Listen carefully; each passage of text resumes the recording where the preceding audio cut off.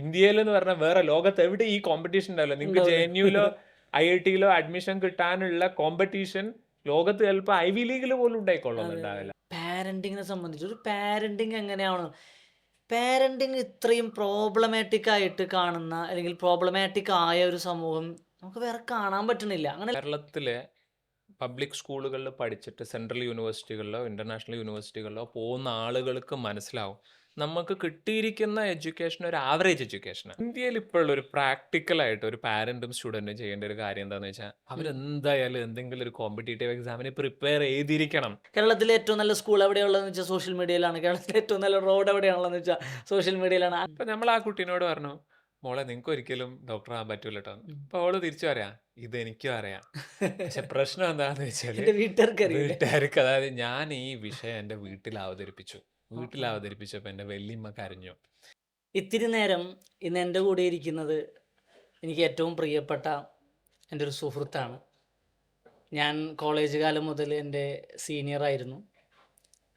അന്ന് ഞാൻ വളരെ അഡ്മയർ ചെയ്തിട്ടുള്ളൊരു പബ്ലിക് സ്പീക്കർ കൂടിയാണ്. അതിനുശേഷം ഡൽഹിയിലേക്ക് അദ്ദേഹം പോയി. ജാമിയ മില്ലയിൽ നിന്നായിരുന്നു മാസ്റ്റേഴ്സ് ചെയ്തത് പൊളിറ്റിക്കൽ സയൻസിൽ. അതിനുശേഷം ഇന്ത്യയിലെ തന്നെ ഏറ്റവും മികച്ച സെൻട്രൽ യൂണിവേഴ്സിറ്റിയായ ജവഹർലാൽ നെഹ്റു യൂണിവേഴ്സിറ്റിയിൽ നിന്ന് പൊളിറ്റിക്കൽ സയൻസിൽ PhD ചെയ്തു. ഇന്ന് ഒരു അറിയപ്പെടുന്ന എഡ്യൂക്കേഷണലിസ്റ്റാണ്, റിസർച്ചറാണ്. ഇതിൻ്റെയൊക്കെ അപ്പുറത്ത് ഗീതം ഡീംഡ് ടു ബി യൂണിവേഴ്സിറ്റിയിൽ അസിസ്റ്റൻറ്റ് പ്രൊഫസറായി ജോലി ചെയ്തുകൊണ്ടിരിക്കെ സ്വന്തമായി ഒരു വിദ്യാഭ്യാസ പദ്ധതി ആവിഷ്കരിക്കാനും തൻ്റെ മനസ്സിലുള്ള വിദ്യാഭ്യാസ സങ്കല്പം സാക്ഷാത്കരിക്കാനും വേണ്ടി ആ ജോലി വിട്ട് പോന്ന് മനോഹരമായ ഒരു എഡ്യൂക്കേഷണൽ മൂവ്മെൻറ്റ് സാധ്യമാക്കിയിട്ടുള്ള ആളാണ് ഡോക്ടർ ഷാഹുൽ നൂറാനി. ഇന്ന് ഇത്തിരി നേരം ഞാൻ ഷാഹുലിൻ്റെ കൂടെ സംസാരിക്കുകയാണ്. താങ്ക്സ്, നല്ലൊരു ഇൻട്രഡക്ഷന് താങ്ക്സ്.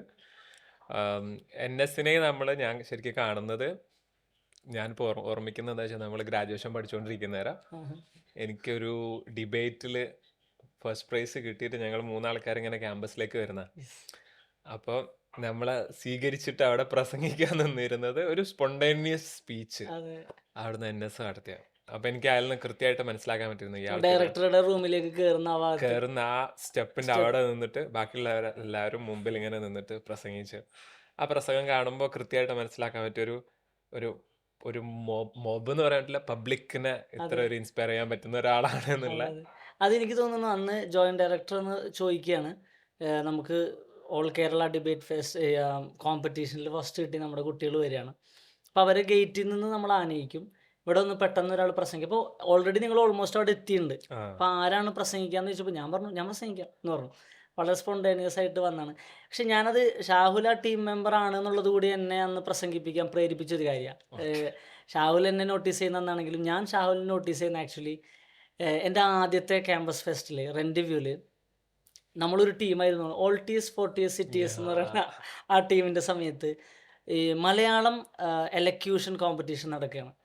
അപ്പോൾ പിന്നെ ഹോളോകോസ്റ്റുമായി ബന്ധപ്പെട്ടുള്ള ഒരു ചരിത്രപരമായ ഒരു സംവാദമാണ് ആ വിഷയം തന്നെ. അപ്പോൾ അത്ര പോപ്പുലർ ആയിട്ടുള്ള അഭിപ്രായമൊന്നുമല്ല ഷാഹുലോടെ പറയുന്നത്. അപ്പം ഞാനതിങ്ങനെ കേൾക്കുമ്പോൾ എനിക്ക് ഞാൻ അറിഞ്ഞ ഹോളോകോസ്റ്റ്, അതിൻ്റെ കണക്കുകൾ, അതിൻ്റെ നെറേറ്റീവ്, അതിൻ്റെയൊക്കെ വ്യത്യസ്തമായ നമ്മളൊട്ടും കേട്ടുപരിചയമില്ലാത്തൊരു ഹിസ്റ്റോറിക്കൽ നെറേറ്റീവ് പറയുമ്പോഴും അവിടെ ഇരിക്കുന്ന മുഴുവൻ ആളുകൾക്കും കൺവിൻസിങ് ആയിട്ടുണ്ടെന്ന് എനിക്ക് ഉറപ്പായിരുന്നു. കണക്കുകൾ പറയുന്നു, ചില ചോദ്യങ്ങൾ ഉന്നയിക്കുന്നു. അപ്പം ഞാൻ അങ്ങനെ ആലോചിച്ചു, ഇങ്ങനെ പ്രസംഗിക്കാൻ പറ്റണം. അപ്പോൾ പബ്ലിക് സ്പീക്കിങ്ങിൽ ഞാൻ വളരെ അഡ്മയർ ചെയ്തിട്ടുള്ള ഒരു ശൈലിയുണ്ട്. ഇന്നും ആ ശൈലി ഞാൻ അങ്ങനെ കാണാറുണ്ട്. അങ്ങനെ ഞാൻ ആലോചിക്കും, എവിടെ നിന്നായിരിക്കും ഈ സാധനം ഇങ്ങനെ പിക്ക് ചെയ്തിട്ടുണ്ടാവുക, എന്നായിരിക്കും ഇങ്ങനൊരു ശൈലിയിൽ പ്രസംഗിക്കണം എന്ന് തോന്നിയിട്ടുണ്ട്. ഇങ്ങനെ ആളുകളെ മുന്നിലിരിക്കുന്ന ആളുകളെ നിങ്ങൾ കൺവിൻസ് ചെയ്തിട്ട് പോയാൽ മതി എന്ന് പറയണം.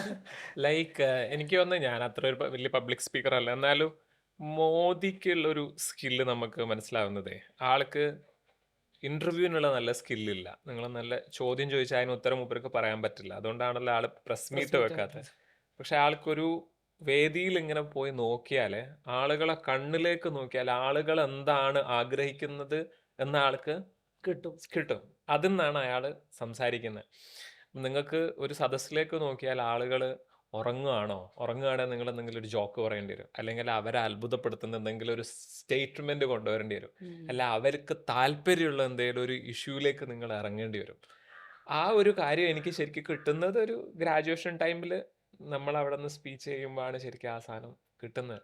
എന്നാലും ഞാൻ I don't claim to be a good public speaker, പക്ഷെ സംസാരിക്കാൻ പറ്റുന്ന ഒരു സ്കില്ല് വരുന്നത് ആ സമയത്ത് കിട്ടിയൊരു ട്രെയിനിങ് തന്നെയാണ്. അല്ലേ?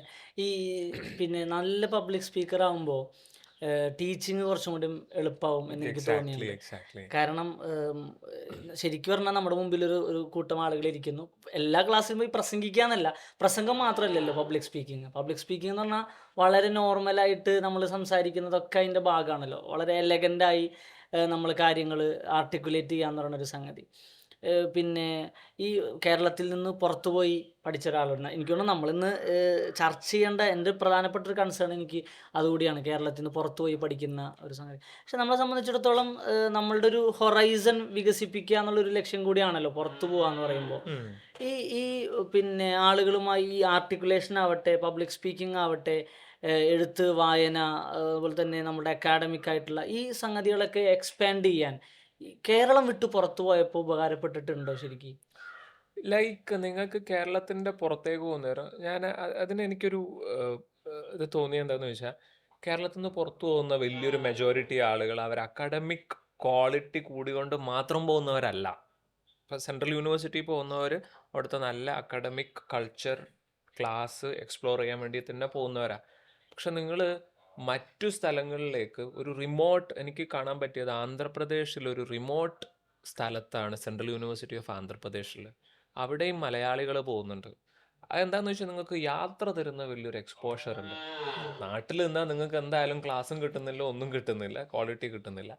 പക്ഷേ യാത്ര തരുന്ന വലിയൊരു എക്സ്പോഷർ, പുതിയ സെറ്റ് ഓഫ് പീപ്പിളിനെ കാണുന്നേരം കിട്ടുന്ന ഒരു എക്സ്പോഷർ, ഇതാണ് ശരിക്കും പറയുകയാണെങ്കിൽ സെൻട്രൽ യൂണിവേഴ്സിറ്റീസിലേക്ക് നമുക്ക് പോയപ്പോൾ കിട്ടിയിട്ടുള്ള ഏറ്റവും വലിയ വെൽത്ത് എന്ന് പറയുന്നത് അവിടുത്തെ ക്ലാസ്സിനേക്കാളും വലിയത് ഈ നെറ്റ്വർക്ക്സാണ്. എക്സാമ്പിൾ പറയുകയാണെങ്കിൽ ഞാനിപ്പോൾ എൻ്റെ പല സാധനങ്ങളും, എനിക്കൊരു ഡൽഹിയിൽ ഒരു പേപ്പർ മൂവ് ചെയ്യണമെന്നുണ്ടെങ്കിൽ, അല്ല ഡൽഹിയിൽ എന്തെങ്കിലും ഒരു സംഭവം സംഭവിക്കണമെന്നുണ്ടെങ്കിൽ നമ്മൾ ഉപയോഗിക്കുന്നത് യൂണിവേഴ്സിറ്റിയിൽ നമ്മൾ ഉണ്ടാക്കിയെടുത്തിട്ടുള്ള നെറ്റ്വർക്കാണ്, നമ്മളന്ന് പരിചയപ്പെട്ട ആളുകളാണ്. അതിലൊരു ഇൻട്രസ്റ്റിംഗ് എലമെന്റ് എന്താന്ന് വെച്ചാൽ, പലപ്പോഴും അന്ന് ലെഫ്റ്റ് സൈഡിൽ നിന്ന ആളുകൾ ഇന്ന് റൈറ്റിലേക്ക് മാറിയിട്ടുണ്ട്. അങ്ങനത്തെ സംഗതി ഇല്ലേ? JNUലെ ഐസക്കാര് പിന്നീട് കോൺഗ്രസിന്റെ ഓഫീസുകളിൽ വർക്ക് ചെയ്യുന്ന ആളുകൾ. കോൺഗ്രസിന്റെ ഓഫീസിലല്ല, ഇപ്പം എനിക്കൊരു ഡൽഹിയിൽ ഒരു ഓഫീസുമായിട്ട് ബന്ധപ്പെടേണ്ട ഒരു സിറ്റുവേഷൻ വന്നപ്പോൾ ഞാൻ ആദ്യം കോണ്ടാക്ട് ചെയ്തത് അന്ന് ലെഫ്റ്റിന്റെ ഇതിൽ പാനലിൽ മത്സരിച്ച ഒരാളെയാണ്. ആള് ശരിക്കും ഇപ്പൊ റൈറ്റിലേക്ക് മാറിയിട്ടുണ്ട്. റൈറ്റ് എന്ന് പറഞ്ഞാൽ നിങ്ങളെ കോൺഗ്രസ് അല്ല, റൈറ്റ്, കോൺഗ്രസ് ഇപ്പൊ ലെഫ്റ്റ് ആണല്ലോ, സെൻട്രൽ മറ്റേ റൈറ്റിലേക്ക് മാറിയിട്ടുണ്ട്. അവരെ ആ നെറ്റ്വർക്ക് ഉപയോഗിച്ചിട്ടാണ്. അതുപോലെ ഇപ്പോൾ ഒരുപാട് ആളുകൾ ക്ലാസ് പഠിച്ച ഒരാളോ രണ്ടാളോ എന്തായാലും IAS ആയിട്ടോ IPS ആയിട്ടോ ഒക്കെ ഉള്ളവരൊക്കെ ഉണ്ടാവും. അപ്പൊ ആ നെറ്റ്വർക്കാണ് ശരിക്കും നമ്മളിപ്പോ അതിന്മേലാണ് നമ്മൾ ശരിക്കും ജീവിച്ചോണ്ടെന്ന് വേണേ പറയാം. ശരിക്കും അക്കാഡമിക്സിലാണെങ്കിലും ഒക്കെ നമ്മൾ പറയുന്ന ഒരു സാധനമാണല്ലോ ഈ നെറ്റ്വർക്ക് രൂപപ്പെടുത്താൻ കഴിയാന്നുള്ളതാണ്. അത് നമ്മൾ ഈ ദേശീയ സെൻട്രൽ യൂണിവേഴ്സിറ്റികളിൽ മാത്രമല്ല, ഇപ്പോൾ ഗ്ലോബൽ അക്കാഡമിയിലും ഈ നെറ്റ്വർക്ക് ഉണ്ടാക്കാൻ കഴിയുന്നതാണ് ശരിക്കും പറഞ്ഞ ഒരു അക്കാഡമീഷ്യൻ്റെ വിജയം. ചിലപ്പോൾ ഒരുപാട് അയാളുടെ ഗവേഷണ താല്പര്യ വിഷയങ്ങളിൽ നല്ല ജ്ഞാനമുള്ള ആളായിരിക്കാം, പക്ഷേ ഈ നെറ്റ്വർക്ക് നിങ്ങൾക്ക് ഫോം ചെയ്യാൻ കഴിയുന്നില്ലെങ്കിൽ ശോഭിക്കാൻ കഴിയില്ല എന്ന് പറയുന്ന സംഗതി ഉണ്ട്. അപ്പോൾ ഞാൻ ചോദിക്കുന്നത്, എനിക്ക് പേഴ്സണലി തോന്നിയിട്ടുള്ള സംഗതിയാണ് ഷാവുൽ പറഞ്ഞ അതേ കാര്യം തന്നെ. അതായത് നമ്മൾ കേരളം വിട്ടു പോയോണ്ടുണ്ടായ ഒരു കാര്യം, ഒന്ന് നമ്മൾ ഗ്രാജുവേഷൻ്റെ സമയത്തൊക്കെ വായിച്ചിരുന്ന പല ആളുകളുടെയും ഓതേഴ്സിൻ്റെയും ഒറിജിനൽ ടെക്സ്റ്റുകൾ വായിക്കാൻ നമ്മൾ എക്യുപ്ഡ് ആയി എന്നുള്ളതാണ്. രണ്ടാമത്തെ കാര്യം, ഈ പറഞ്ഞ പോലെ നമുക്ക് എക്സ്പോഷർ ഉണ്ടായി എന്നുള്ളതാണ്. കേരളം എന്നുള്ളതിന് പുറത്ത് ഇങ്ങനെയൊന്നുമല്ല, വേറെയും കുറേ ജീവിതങ്ങൾ ഉണ്ട് എന്ന് മനസ്സിലാക്കാൻ കഴിയുന്ന വ്യത്യസ്ത പിന്നെ സെക്ഷനുകളിൽ നിന്നുള്ള ആളുകളായിട്ട് നമുക്ക് മിങ്കിളാവാൻ പറ്റി എന്നുള്ളതും പ്ലസ് ഈ നെറ്റ്വർക്കുകൾ ഉണ്ടാവുന്നു എന്നുള്ളതും കൂടിയാണ്. പക്ഷെ അങ്ങനെയൊക്കെ നോക്കുമ്പോഴും ഇപ്പോൾ ഞാൻ പിന്നെ തിരിച്ച് ഗീതം യൂണിവേഴ്സിറ്റിയിൽ നിന്ന് തിരിച്ച് കേരളത്തിലേക്ക് വരുന്നത് വെറുതെ വരുന്നല്ലോ. നല്ലൊരു ജോലി ഉണ്ടായിരുന്നിട്ട് അത് വേണ്ടെന്ന് വെച്ച് വരുന്നത് പുതിയൊരു വിദ്യാഭ്യാസ സംസ്കാരം ഉണ്ടാക്കാനാണ്. എഗെയിൻ അത് കേരളത്തിനകത്ത് തന്നെയാണ്. ഞാൻ ചോദിക്കുന്നത്, എന്തുകൊണ്ട് why not in somewhere else in India? നമ്മൾ കേരളത്തിൽ പൊതുവെ ആൾക്കാർ പറയാറുള്ള ഒന്ന്, നിങ്ങൾക്ക് ഏറ്റവും പൊട്ടൻഷ്യൽ ഉള്ള ഫീൽഡ് എന്ന് പറയുന്നത് ഒന്ന് ടൂറിസമായിട്ട് കണക്റ്റഡ് ആയിട്ടുള്ള ഹെൽത്ത്. ഇപ്പം ഹെൽത്തിൽ നിങ്ങൾ കേരളത്തിൽ വന്നുകൊണ്ടിരിക്കുന്ന ഇൻവെസ്റ്റ്മെൻറ്റ് നോക്കുക. കേരളത്തിലെ എല്ലാ പ്രൈവറ്റ് ഹോസ്പിറ്റലുകളും ഇപ്പോൾ അമേരിക്കൻ കമ്പനികൾ മേജർ ഷെയർ എടുത്തു കഴിഞ്ഞു. കോഴിക്കോടുള്ള മൈത്ര ഹോസ്പിറ്റലിൽ 70% ഷെയറാണ് US കമ്പനി എടുത്തിട്ടുള്ളത്. ഇതുപോലെ അല്ലെങ്കിൽ ഇതിലും നെക്സ്റ്റ് ലെവലിലേക്ക് നമുക്ക് എടുക്കാൻ പറ്റുന്ന ഒരു ഫീൽഡാണ് എഡ്യൂക്കേഷൻ എന്ന് പറയുന്നത്. എഡ്യൂക്കേഷൻ കൊമേഴ്ഷ്യലൈസ് ചെയ്താൽ എന്ത് സംഭവിക്കും എന്നുള്ളത് പറയുന്നതിൻ്റെ മുമ്പ് നമ്മൾ ചിന്തിക്കേണ്ടത് കേരളത്തിൽ ഒരുപാട് ആളുകൾക്ക് ജോബ് ആവശ്യമുണ്ട്. അതെ. ആ ജോബ് ആവശ്യമുള്ള ആളുകൾക്ക് നിങ്ങൾ എവിടെയാണ് ജോലി കൊടുക്കുക? കൊടുക്കാൻ പറ്റിയ ഏറ്റവും നല്ല ഫീൽഡ് എഡ്യൂക്കേഷനാണ്. എന്തുകൊണ്ട് കേരളം ഇതുവരെ ഒരു എഡ്യൂക്കേഷൻ ഡെസ്റ്റിനേഷനായിട്ട് മാറിയില്ല എന്നുള്ളതാണ് നമ്മുടെ ഒരു പോളിസി കൺസേൺ. ഞാൻ നിങ്ങളോട് ചോദിക്കാം, കേരളത്തിൽ എത്ര നല്ല ഇൻ്റർനാഷണൽ സ്കൂളുകളുണ്ട്? കേരളത്തിൽ എത്ര നല്ല ഇൻ്റർനാഷണൽ സ്റ്റുഡൻസിനെ അട്രാക്ട് ചെയ്യാൻ പറ്റുന്ന കോളേജുകളും യൂണിവേഴ്സിറ്റികളും ഉണ്ട്? ശരിക്കില്ല എന്ന് തന്നെ പറയണം. കാരണം ഇവിടെ വരുന്ന ഫോറിൻ സ്റ്റുഡൻസിൻ്റെ നമ്പർ 500 അല്ലെങ്കിൽ 550 സ്റ്റുഡൻസ് മാത്രമേ കേരളത്തിൽ വരുന്നുള്ളൂ. അതനുസരിച്ച് കർണാടകയിലാണെങ്കിൽ നിങ്ങൾ 6000 7000-ഓളം സ്റ്റുഡൻസ് കർണാടകയിൽ തന്നെ വരുന്നുണ്ട്. കേരളത്തിൻ്റെ ഒരു സാഹചര്യം നോക്കിയേ. കേരളത്തിൻ്റെ ഒരു സാഹചര്യം നോക്കുകയാണെങ്കിൽ ഒന്ന് നിങ്ങൾക്ക് അത്യാവശ്യം നല്ല പൊളിറ്റിക്കൽ അറ്റ്മോസ്ഫിയറാണ്. ഇവിടെ വലിയ വയലൻസ് ഇല്ല, ആളുകളെ പേടിപ്പിക്കുന്ന രീതിയിലുള്ള സാമൂഹിക അന്തരീക്ഷമില്ല. വെതർ കണ്ടീഷന് ഇത്രയും നല്ല രീതിയിലൊരു വെതർ കണ്ടീഷൻ വേറെ എവിടെയെങ്കിലും നമുക്ക് കാണാൻ പറ്റുമോ? 6 മാസം മഴയുണ്ട്, 3 മാസം ഏകദേശം കുഴപ്പമില്ലാത്ത ചൂടും തണുപ്പും എല്ലാവർക്കും ഇഷ്ടമുള്ള മോഡറേറ്റ് റീജിയൻ. വലിയൊരു എക്സ്ട്രീം വെതർ കണ്ടീഷൻ ഇല്ലാത്തൊരു സ്ഥലത്തേക്ക് എന്ത് തന്നെ ആണെങ്കിലും സ്കൂൾ പഠനത്തിന് വേണ്ടിയിട്ടും കോളേജ് പഠനത്തിന് വേണ്ടിയിട്ടും പാരൻസ് പറഞ്ഞയക്കാൻ ഐഡിയൽ ലൊക്കേഷനാണ്. എന്തുകൊണ്ട് എന്നിട്ടും കേരളത്തിലൊരു നല്ല സ്കൂളില്ല? എനിക്ക് ഏറ്റവും ഐറണിക്കലായിട്ട് തോന്നുന്ന ഒരു സാധനമാണ്, നമ്മൾ ഇന്ത്യയിലെ ഏറ്റവും സാക്ഷരതയുള്ള ഒരു സംസ്ഥാനമാണല്ലോ. ഇൻഫ്രാസ്ട്രക്ചറിൽ ഈ പറഞ്ഞ പോലെ ഭയങ്കര ഈ ഇൻഡെക്സിലൊക്കെ നമ്മൾ ഏറ്റവും അടിപൊളിയാണല്ലോ. ഇതിലെനിക്ക് ഏറ്റവും ഐറണിക്കലായിട്ട് തോന്നുന്ന ഒരു സാധനമാണ്, കേരളം സാക്ഷരതയിൽ ഏറ്റവും അടിപൊളിയാണല്ലോ, ഇന്ത്യയിൽ ഏറ്റവും അടിപൊളിയാണ്. ഇവിടെ ഇൻഫ്രാസ്ട്രക്ചർ ആണെന്നുണ്ടെങ്കിലും ഭേദപ്പെട്ട ഒരു സംസ്ഥാനമാണ്. പക്ഷേ ഈ സാക്ഷരത എന്ന് പറയുന്നൊരു സംഗതി സത്യം പറഞ്ഞാൽ എഡ്യൂക്കേഷൻ അല്ലെങ്കിൽ ഹയർ എഡ്യൂക്കേഷൻ വരുന്ന സമയത്ത് ആളുകളെ അട്രാക്ട് ചെയ്യാൻ മാത്രം പ്രാപ്തിയുള്ളതാവുന്നില്ല എന്നുള്ള സാധനം ഉണ്ടല്ലോ. ഹയർ എഡ്യൂക്കേഷൻ കേരളത്തിൻ്റെ എവിടെ എത്തി നിൽക്കുന്നു നോക്കാൻ ഞാൻ ഒരൊറ്റ ടെസ്റ്റ് അപ്ലൈ ചെയ്യാൻ പറയാം. നിങ്ങൾ കേരളത്തിൻ്റെ ബോർഡർ ഡിസ്ട്രിക്റ്റുകൾ ഉണ്ടല്ലോ, പാലക്കാട്, കാസർഗോഡ്, അവിടുത്തെ കോളേജുകളിലും യൂണിവേഴ്സിറ്റികളിലും അന്യ സംസ്ഥാനത്ത് നിന്ന് എത്ര ആളുകൾ വന്ന് പഠിക്കുന്നുണ്ട് എന്നൊന്ന് നോക്കുക. അതനുസരിച്ച് കേരളത്തിന് തിരിച്ചു വന്ന് നോക്കുക. ഒന്നെങ്കിൽ ബാംഗ്ലൂര്, അതല്ലെങ്കിൽ മംഗലാപുരത്തെ ഏനപ്പുഴ യൂണിവേഴ്സിറ്റിന്റെ മേജർ ചങ്ക് വരുന്നത് കേരളത്തിൽ.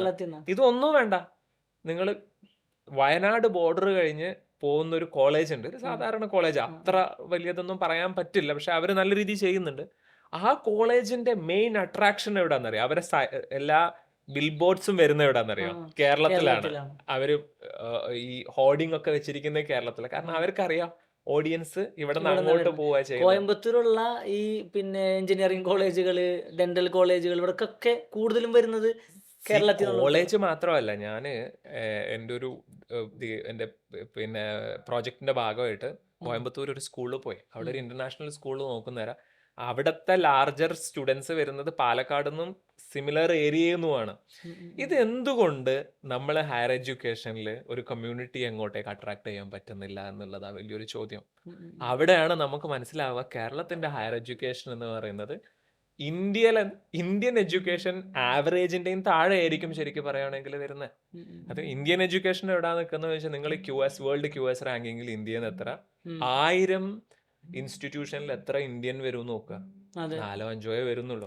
അത്രയും താഴെ ഇരിക്കുന്ന ഒരു രാജ്യത്തെ ഒരു സംസ്ഥാനത്തിന് ആവറേജിനോട് പോലും ഹയർ എഡ്യൂക്കേഷൻ ഫീൽഡിൽ എത്താൻ പറ്റുന്നില്ല എന്നുള്ളതാണ് വലിയൊരു അപകടകരമായിട്ടുള്ള കേരള ഹയർ എഡ്യൂക്കേഷന്റെ സ്റ്റാറ്റസ് പറയുകയാണെങ്കിൽ. എനിക്ക് തോന്നുന്നു ഈ കേരളം കുറേ കാര്യങ്ങൾക്ക് മോഡലാണെന്ന് നമ്മൾ പറയാറുണ്ട്. എനിക്ക് എപ്പോഴും തോന്നിയിട്ടുള്ള സാധനം, ഞാൻ നേരത്തെ പറഞ്ഞതിൻ്റെ തന്നെ ഒരു തുടർച്ചയാണ്, കേരളം എന്ന് പറയുന്നത്, Kerala is not a model for higher education എന്ന് പറയുന്ന സാധനം ഉണ്ടല്ലോ.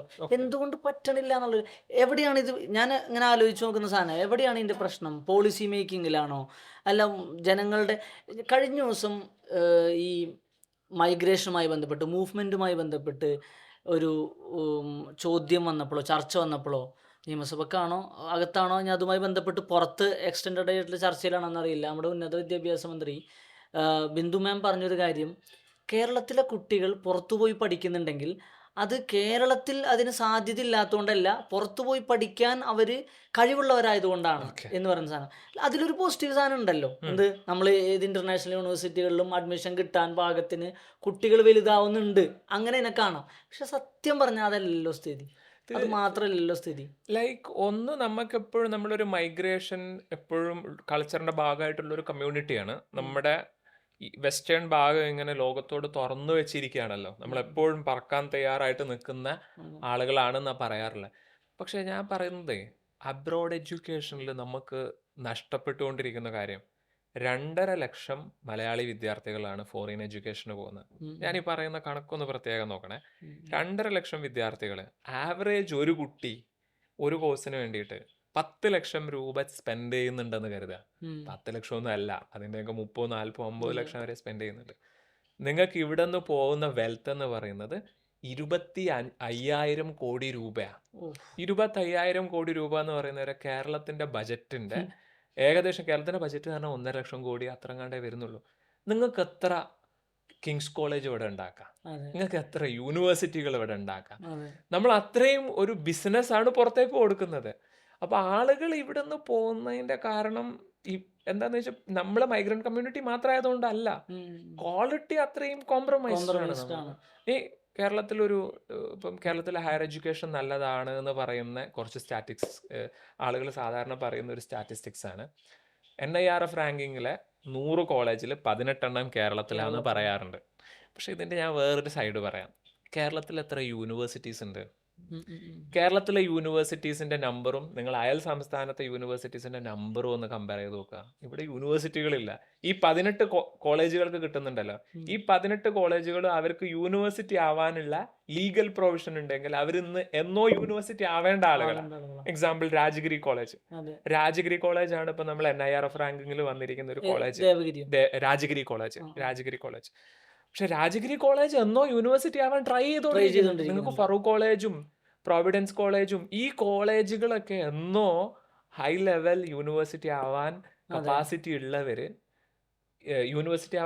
ഉള്ളവർ ഇപ്പോഴും ലീഗൽ റെസ്ട്രിക്ഷന്റെ കാരണത്താൽ കോളേജിന്റെ അകത്ത് നിൽക്കുന്നവരാണ്. ഓട്ടോണമസ് ആയ ഒരുവിധം കോളേജുകൾക്കും സ്വന്തമായ ഒരു ഡീം ടു ബി ആവാനുള്ള ആസ്പിറേഷനും ഉണ്ട്, അവർക്ക് അതിന്റെ നെറ്റ്വർക്ക് ഉണ്ട്, അവർക്ക് അതിനുള്ള സ്റ്റുഡന്റ് ബേസ് ഉണ്ട്. പക്ഷേ അവർക്ക് ആവാനുള്ള ലീഗൽ പ്രൊവിഷൻ ഇല്ല. ഇപ്പോൾ നമ്മുടെ കേരളത്തിൽ ഈ സ്വകാര്യ സർവകലാശാലകൾക്ക് പച്ചക്കൊടി വന്നിരിക്കുകയാണ്. ഞാൻ ഓർക്കുന്നുണ്ട്, പിന്നെ ഞാൻ ഡിഗ്രിക്ക് പഠിക്കുമ്പോഴോ മറ്റുമാണ്, പിന്നെ ശ്രീനിവാസനെ അന്ന് ഒരു പിന്നെ ഹയർ എഡ്യൂക്കേഷൻ സമ്മിറ്റിനോ മറ്റോ വിദേശ പ്രതിനിധികൾ വരുന്നൊരു പരിപാടിയുടെ പുറത്ത് വെച്ച് പിന്നെ അംബാസഡർ ശ്രീനിവാസനെ SFIക്കാർ മർദ്ദിക്കുന്നൊരു ഇതുണ്ടായിരുന്നു. അവിടെ നിന്ന് നമ്മൾ മാറി. വളരെ നല്ല കാര്യമാണ് നമുക്ക് ആ മാറ്റം ഉണ്ടാവും എന്നുള്ളത്. പക്ഷെ ഇപ്പോഴും അത് അന്നങ്ങനെ പറഞ്ഞു, അന്ന് ആരൊക്കെയോ താല്പര്യം പ്രകടിപ്പിച്ചു എന്നല്ലാതെ അതിനൊരു തുടർച്ച ഉണ്ടാവുന്നത് കാണുന്നേ ഇല്ല. ഇനി പേപ്പർ വർക്ക് നടക്കുന്നതാണോ എന്നറിയില്ല, പക്ഷെ അങ്ങനെ ഒരു തുടർച്ച ഉണ്ടാവുന്നത് കാണുന്നേ ഇല്ല എന്നുള്ള സാധനം. പ്രൈവറ്റ് യൂണിവേഴ്സിറ്റിന് ഇപ്പോഴത്തെ സ്റ്റാറ്റസ് കേരളത്തിലെ ലെജിസ്ലേറ്റീവ് അസംബ്ലി അത് പാസ്സാക്കി ഗവർണറുടെ അപ്രൂവലിന് വേണ്ടിയിട്ട് കാത്തുക. ഗവർണർ അപ്രൂവൽ കൊടുക്കുന്നില്ല, അവർ തമ്മിലുള്ള ആ ഫൈറ്റ് തുടർന്നുകൊണ്ടിരിക്കുക. പ്രൈവറ്റ് യൂണിവേഴ്സിറ്റി എന്ന് പറയുന്ന ലൈക്ക് നമ്മുടെ നാട്ടിലെ ഗ്രോസ് എൻറോൾമെന്റ് റേഷ്യോ 42%. അതായത് 18 വയസ്സിന്റെ 23 വയസ്സിന്റെ ഇടയിലുള്ള പോപ്പുലേഷനിൽ എത്ര ആളുകൾ ഹയർ എഡ്യൂക്കേഷന് പോകുന്നുണ്ട് എന്നുള്ള കണക്കാണ്. National average 28%. ഇത് ഇതിലെന്തില്ല, അന്യ സംസ്ഥാനത്തേക്ക് പോകുന്നവരോ വിദേശത്തേക്ക് പോകുന്നവരോ കൂട്ടിയിട്ടില്ല. ഇത്രയും ആളുകൾ ഹയർ എഡ്യൂക്കേഷന് പോകുന്നുണ്ടെങ്കിൽ അത്രയും പൊട്ടൻഷ്യൽ ആണ് ഇവിടെ കോളേജുകൾക്കും പ്രൈവറ്റ് യൂണിവേഴ്സിറ്റികൾക്കും. നിങ്ങൾ എപ്പോഴും ആലോചിക്കേണ്ട, പ്രൈവറ്റ് യൂണിവേഴ്സിറ്റീസ് വന്നാൽ ഫീസ് വർദ്ധിക്കില്ല, കൊമേഴ്ഷ്യലൈസേഷൻ വരില്ല എന്നുള്ളത് ആലോചിക്കുന്നതിൻ്റെ മുമ്പ് ഞാൻ നിങ്ങളോട് പറയുന്നൊരു കാര്യം, PhDയും PDF എടുത്തിട്ട് വിദേശത്തുനിന്നും നാഷണൽ യൂണിവേഴ്സിറ്റികളിൽ നിന്നും എടുത്തിട്ട് നാട്ടിൽ വന്നിട്ട് ജോലി ഇല്ലാതെ നിൽക്കുന്ന 100 കണക്കിന് ചെറുപ്പക്കാർ നമ്മുടെ നാട്ടിലുണ്ട്. അപ്പോൾ നമ്മുടെ നാട്ടിൽ എംപ്ലോയ്മെന്റ് കൊടുക്കുന്നതിൻ്റെ ഏറ്റവും വലിയ മൂവ് എന്തായിരിക്കും എന്ന് വെച്ചാൽ, ഒന്നുകിൽ നിങ്ങൾ പബ്ലിക് യൂണിവേഴ്സിറ്റിയിൽ നന്നായിട്ട് ഇൻവെസ്റ്റ് ചെയ്യുക, അതിന് നമ്മുടെ അടുത്ത് ക്യാഷ് ഇല്ല, അല്ലെങ്കിൽ അവിടെയൊക്കെ പ്രൈവറ്റ് ഇൻവെസ്റ്റ്മെന്റ് വരുത്തുക എന്നുള്ള മാർഗമുള്ളൂ. ലോകം മുഴുവനും ഒരു ട്രെൻഡിൽ സഞ്ചരിച്ചുകൊണ്ടിരിക്കുന്ന നേരം നമുക്ക് മാത്രം ഇവിടെ ഇതൊന്നും പറ്റില്ല എന്നുള്ള നിലക്ക് നിൽക്കാൻ കഴിയില്ല. മറ്റേ ഞാൻ നോക്കിയിരുന്നു, ഐവി ലീഗ് യൂണിവേഴ്സിറ്റികളെല്ലാം, ഒരുവിധം എല്ലാ യൂണിവേഴ്സിറ്റികളും പിന്നെ പ്രൈവറ്റ് യൂണിവേഴ്സിറ്റികളാണല്ലോ. അതൊരു ഞാൻ ഒട്ടും എക്സ്പെക്ട് ചെയ്തൊരു സംഗതിയായിരുന്നില്ല. ഞാൻ കുറച്ച് ആളുകൾക്ക് മുമ്പാണ് ഇത് ശ്രദ്ധിക്കുന്നത്.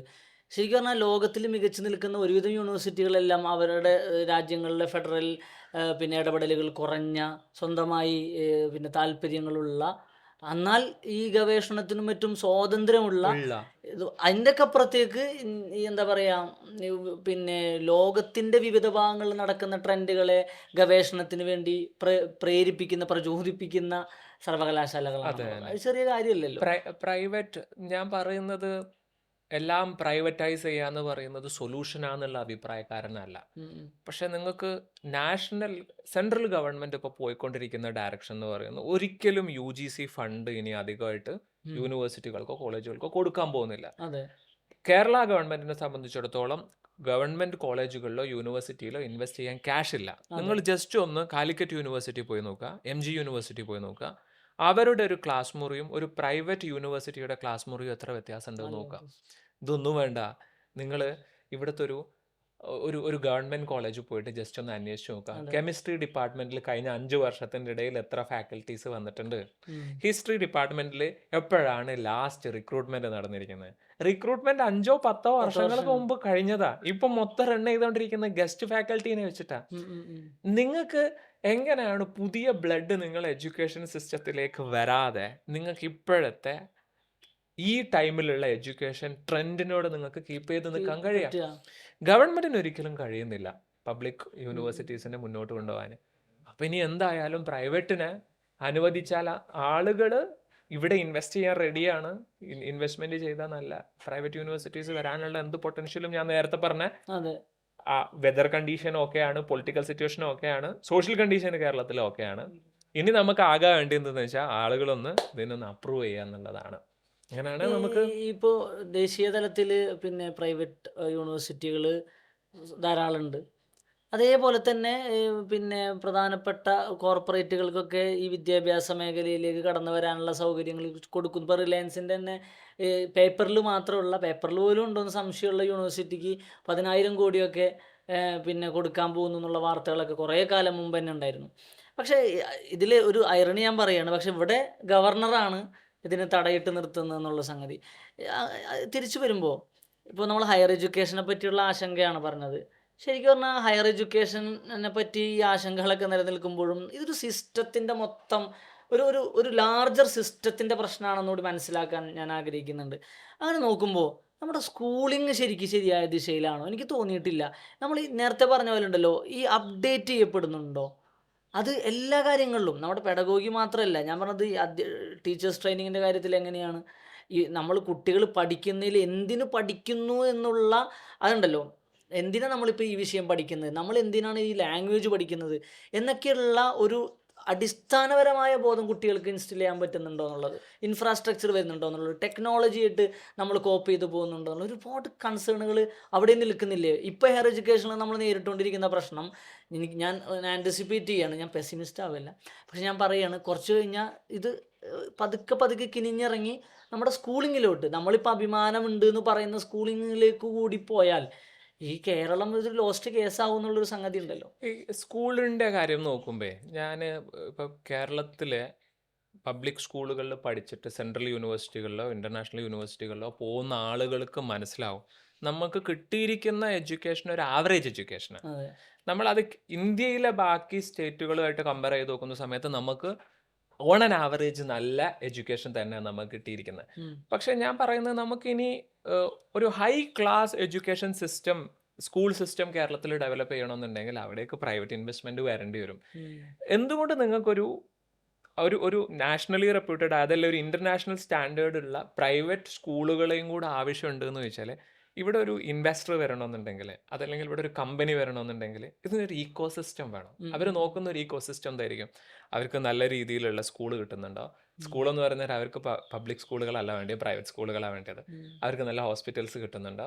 പബ്ലിക് കമ്മ്യൂണിറ്റീസ് സെറ്റ് ആണോ എന്നുള്ളതാണ്. ഉം. ഇത് പല സിറ്റികളിലും കേരളത്തിൽ മിസ് ചെയ്യാണ്. ഉം. കോഴിക്കോട് സിറ്റിയിൽ നല്ല സ്കൂൾ എന്ന് പറഞ്ഞിട്ട് നിങ്ങൾ അന്വേഷിക്കുകയാണെങ്കിൽ നമ്മൾ ഈ ബാംഗ്ലൂരിലോ ഡൽഹിയിലോ കാണുന്ന തരത്തിലുള്ള സ്കൂളുകൾ കാണാൻ കഴിയില്ല. ഉം. അപ്പോൾ പ്രൈവറ്റ് ഇൻവെസ്റ്റ്മെൻറ്റും പ്രൈവറ്റ് സ്കൂളുകളും നമ്മുടെ ലാർജർ ഈക്കോസിസ്റ്റത്തിലേക്ക് എംപ്ലോയ്മെന്റ് ക്രിയേഷനിലേക്ക് പുതിയ ഇൻവെസ്റ്റ്മെന്റ് വരാൻ വേണ്ടിയിട്ട് ഇന്റർനാഷണൽ കമ്മ്യൂണിറ്റിനെ അട്രാക്ട് ചെയ്യാൻ വേണ്ടിയിട്ട് നമുക്ക് അത്യാവശ്യമാണ്.